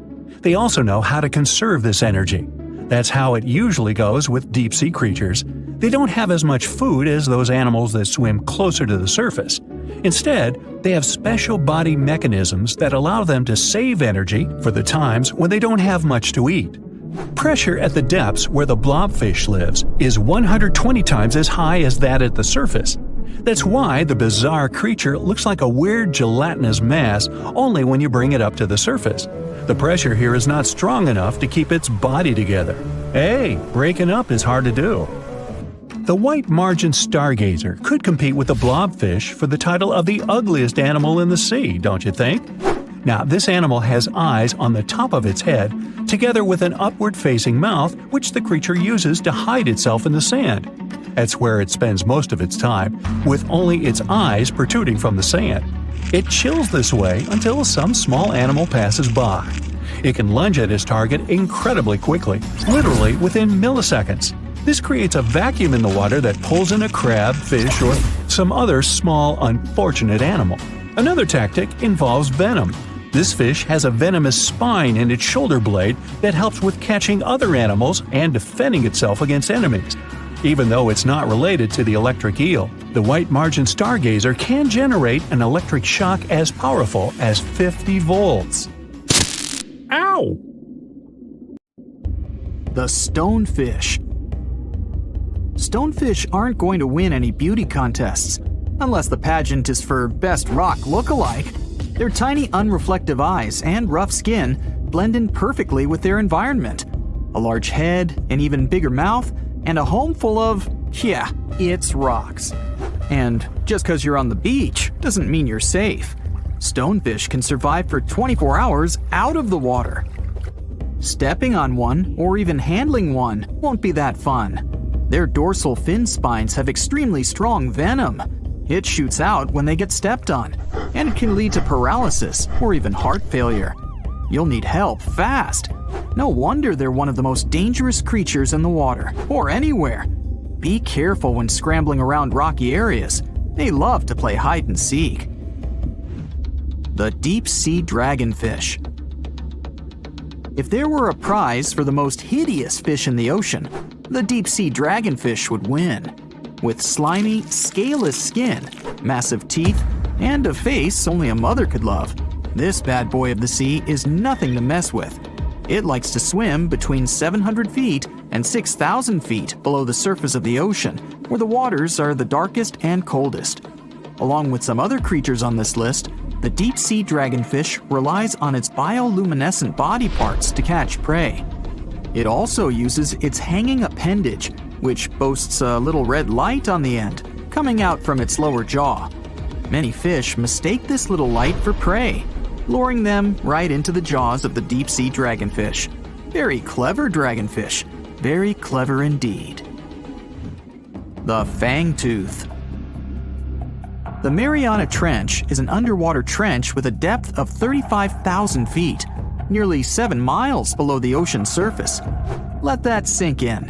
While scientists know the Mariana Trench exists, it's one of the least explored places on Earth. It's also the deepest area of Earth's oceans. And although many creatures down there probably haven't even been seen by humans yet, scientists have had the creepy pleasure of getting to know the fangtooth. The fangtooth fish shamelessly lives up to its name. Just look at that thing. The fangtooth is carnivorous and feeds on just about anything it can find that gets caught in its sharp-toothed mouth. These fish rely on their contact chemoreception to find prey. In other words, they can sense chemical residue that comes off of other living organisms in the deep sea. This is because they don't have any light-producing cells on their bodies, unlike many other deep-sea fish. On top of all that, it's pretty dark down there, so whatever crosses their path, they chomp on. While these guys look pretty scary, they're not a threat to humans. They only grow about 7 inches long. Even so, I wouldn't want to run into one of these things during a relaxing swim in the ocean. The Dunkleosteus. Strangely enough, this prehistoric fish, known as the T-Rex of the seas, had no teeth. Those were replaced with bony plates that allowed it to have the strongest bite among other monsters of its size. The goblin shark. If you thought the movies about sharks were scary, this next deep-sea creature will make you swear off going for dips in the ocean forever. However, it lives 3,000 feet underwater, so you'll never likely see it face to face. The goblin shark looks like a cross between a shark and a creature from your worst nightmare. These sharks boast a protruding sword-like snout with a jaw that juts out to match. Unlike other sharks that have more of a gray hue, this creepy thing looks not so pretty and pink. Aside from their scary demeanor, what do scientists really know about the goblin shark? Well, not much, except that they can grow up to 18 feet in length. Looks like there's still a lot to learn about these guys, if you dare to. By the way, did you know that sharks don't sleep? Many species have to keep water moving over their gills to get oxygen, so they can't fall into a deep sleep like we do. That's why they stay half awake during rest. Typically, sharks don't even close their eyes. The cookie cutter shark. This shark is a living horror, with lower teeth being big and sharp, while the upper ones are much smaller. When its teeth fall off, the shark eats them to maintain calcium levels. Pretty smart solution for a shark. The frilled shark. Studying the frilled shark is like looking through a portal back to prehistoric times. That's because scientists think that these eel-like sharks haven't changed much since their oldest ancestors roamed the deep sea waters, so they're sometimes referred to as living fossils. These sharks' mouths are filled with a terrifying 25 rows of backward-facing sharp teeth, 300 in total. They're designed to grasp prey and hold them tight so they can't get away, according to early studies of the shark conducted in 1884 and published in the Bulletin of the Essex Institute. Luckily for swimmers, the frilled sharks live between 390 feet and 4,200 feet below the ocean's surface, so they'll probably never run into them. Probably. This is probably the worst nightmare of any dentist. The northern stargazer. Take a look at this cutie. The northern stargazer is definitely not something you'd wish to see on the ocean floor. This horrid creature hides its body under the sand, leaving its face above to wait for prey. The tasseled wobbegong. Here's another carpet shark on our list. It lies low on the bottom of the sea and patiently waits for its prey to come by. The Australian ghost shark. The Australian ghost shark isn't really even a shark, but a very bony fish. It's also a living fossil. It hasn't changed within the last 400 million years. Believe it or not, sharks and humans have a common ancestor that lived around 440 million years ago. Even though we both evolved in our own way, there are still some signs of that connection. For example, the genome of an elephant shark is very similar to humans. The Leopleurodon. This list of terrifying creatures would be incomplete without mentioning the terrifying and prehistoric Leopleurodon. This carnivorous marine reptile existed during the Calovian stage of the Middle Jurassic era and ruled the waters at 9 feet in length. Scientists believe Leopleurodon thrived in this deep-sea trench because of its ability to swim long distances and its 4 paddle-like limbs. While they probably weren't able to propel themselves toward prey like other animals of the area, they did manage to accelerate and attack very ruthlessly and efficiently. Additionally, they relied on their long snouts to smell prey, which leads scientists to believe they didn't rely on sight for hunting. This means they could have thrived in the dark Mariana Trench. Around 150 million years ago, Leopleurodon became extinct, due to competition for prey against other thriving marine reptiles. And I think I speak for all of us when I say, thank goodness for that. Considering that scientists have only explored 5% of the ocean floor and found some of the scariest sea creatures imaginable, one can only dream of what other animals reside in the deep sea waters. Perhaps it's best to keep them in your imagination. Am I right? The megamouth shark. This shark is a filter feeder, and it's friendly to humans, although its huge mouth can look quite threatening. Like basking sharks, it swims with its mouth constantly wide open, as if it were on Twitter. The gulper eel. This deep-sea eel has an easily distended belly that allows it to swallow prey twice its size in a single monstrous bite. They have very unusual jaw shapes and can reach about 2 to 3 feet in length. Do you see that large log near the ocean floor? Maybe it's part of an old ship. Treasure, gold, diamonds, I'm rich! Well, as you get closer, you notice something. It's swimming! It's not a shark or a dolphin, it's a saltwater crocodile! Now don't panic. If you bump into one of these reptiles in the sea, it's unlikely it'll think of you as food. Crocodiles have a special valve in their throat that stops them from drowning underwater, but that doesn't mean they can't bite. Usually, they're heading to a nearby island, and the quickest way there is to body surf. They can't really take the ferry, you know. Watching one from a distance should be okay. Just don't swim to shore right away. They love to ambush their lunch in shallow water. If there's one time I'd want to see a great white shark, it's when I'm diving with crocodiles. They'll gladly take a crocodile-sized nibble, given the right motivation. Look at this pretty creature. It looks cute and totally harmless. But you should know that appearances are deceptive, and the blue-ringed octopus is an extremely venomous species of octopus. In fact, they are one of the world's most venomous marine animals. These creatures are found in tide pools and coral reefs. Despite their small size, a mere 5 to 8 inches, they're very dangerous to humans if provoked. Their venom contains a powerful neurotoxin called tetrodotoxin. When the animal feels threatened, its first instinct is to flee. But if the threat persists, for example, if you don't give up the idea of picking the octopus up, it will go into a defensive stance and display its blue rings. If the octopus is cornered and touched, it may bite its attacker, and it can end very, very badly. Tetrodotoxin causes severe consequences, and sometimes results in total body paralysis.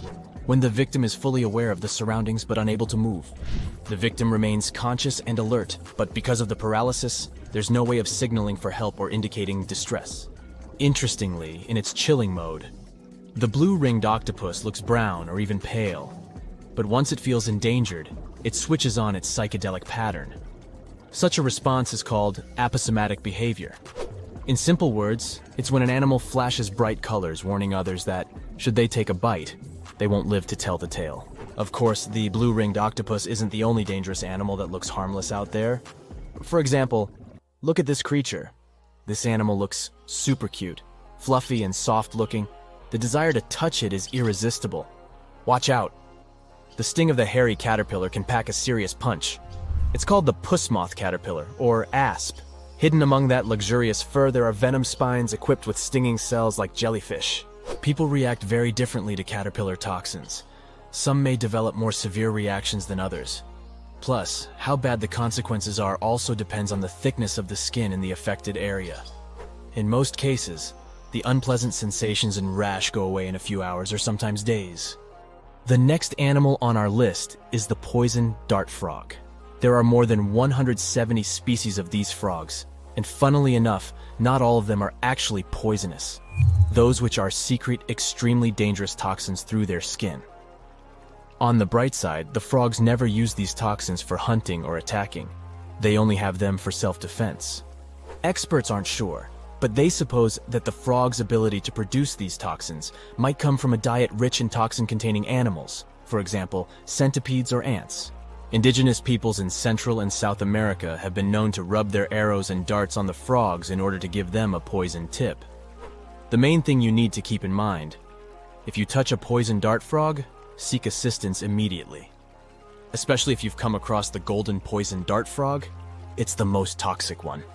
The flamboyant cuttlefish is the only known venomous cuttlefish species.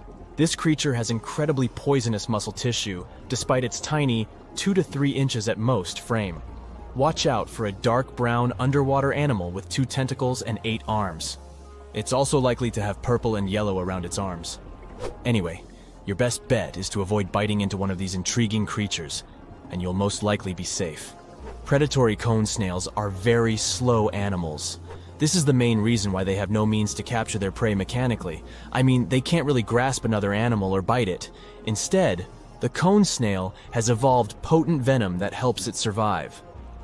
Probably the coolest thing about these creatures is that among almost 1,000 species, there's no overlap in the toxins produced by each of them. Even though cone snails don't have fangs, they have a venom-covered harpoon they use to sting their prey.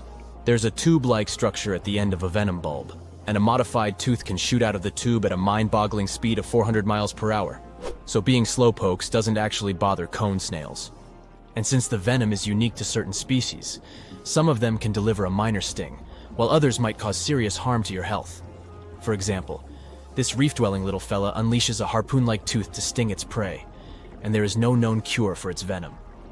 When you think of pufferfish, you probably imagine a bloated-looking creature with impressive 360-degree quills. But beneath those funny spikes, there is a vicious creature. And the most dangerous part of this creature is its poison, which is considered to be one of, if not the, most dangerous and potent in the world. The good news is that you won't get poisoned unless you eat the fish. So maybe better stick to the California roll. Now look at this insect and try to never approach it. It's the Japanese giant hornet. This monstrously sized creature, which can grow to be almost 2 inches long, is known to be highly aggressive. Its impressive stinger packs enough venom to make the sting very, and I mean it, painful. Some people don't survive being stung by this insect. Even though the venom isn't the most potent, the large size of the creature makes the dose too big. And if it's not one but several hornets attacking you, well, the consequences are likely to be dramatic. The giant hornet isn't necessarily unfriendly toward people or other animals, but it will sting if you provoke it. This truly beautiful bright blue creature is called the blue sea dragon. Despite such an imposing name, the critter is actually tiny, usually no bigger than a grape. You may find it on the beach or floating beside you in the water. Now, you need to remember one thing. However pretty this little slug may look, never ever touch it. Despite their tiny size, their sting can pack a punch, all because of their diet. Their favorite dish is the Portuguese man-o'-war, a jellyfish that has enough venom to paralyze small fish and crustaceans. The blue dragons first use mucus to neutralize the jellyfish's infamous stinging cells, and then they steal these cells from the man-o'-war's tentacles and store and concentrate them within their own tissues. Then they release these stinging cells on contact, which makes their own sting even more powerful, even worse than that of the man-o'-war's itself. These awesome creatures are also extremely sneaky. Even though their appearance is bright, to say the least, they're well-known masters of disguise. You see, that vibrant blue coloring is actually on their bellies, and when they float on their backs, they simply blend with the water. As for their backs, they're gray to camouflage these animals on the sea surface. The Irukandji jellyfish, found in Australia, looks tiny and totally innocent, but appearances are deceitful. And this baby, the size of a human thumbnail, is actually extremely dangerous. During stinger season, which lasts from November to May, tons of beaches get closed because of these itsy-bitsy creatures. What makes the jellyfish particularly dangerous is their miniature size. People simply fail to notice them while swimming. The infamous box jellyfish, named for its cubic body shape, lives in the Indian and Pacific Oceans. Stay away if you spot a creature with a squarish bell and long, dangling tentacles. And even if you only see a single tentacle without the jellyfish attached to it, don't come close or touch it. The box jellyfish can grow up to 10 feet, and each of its tentacles has about 500,000 microscopic harpoons to inject venom.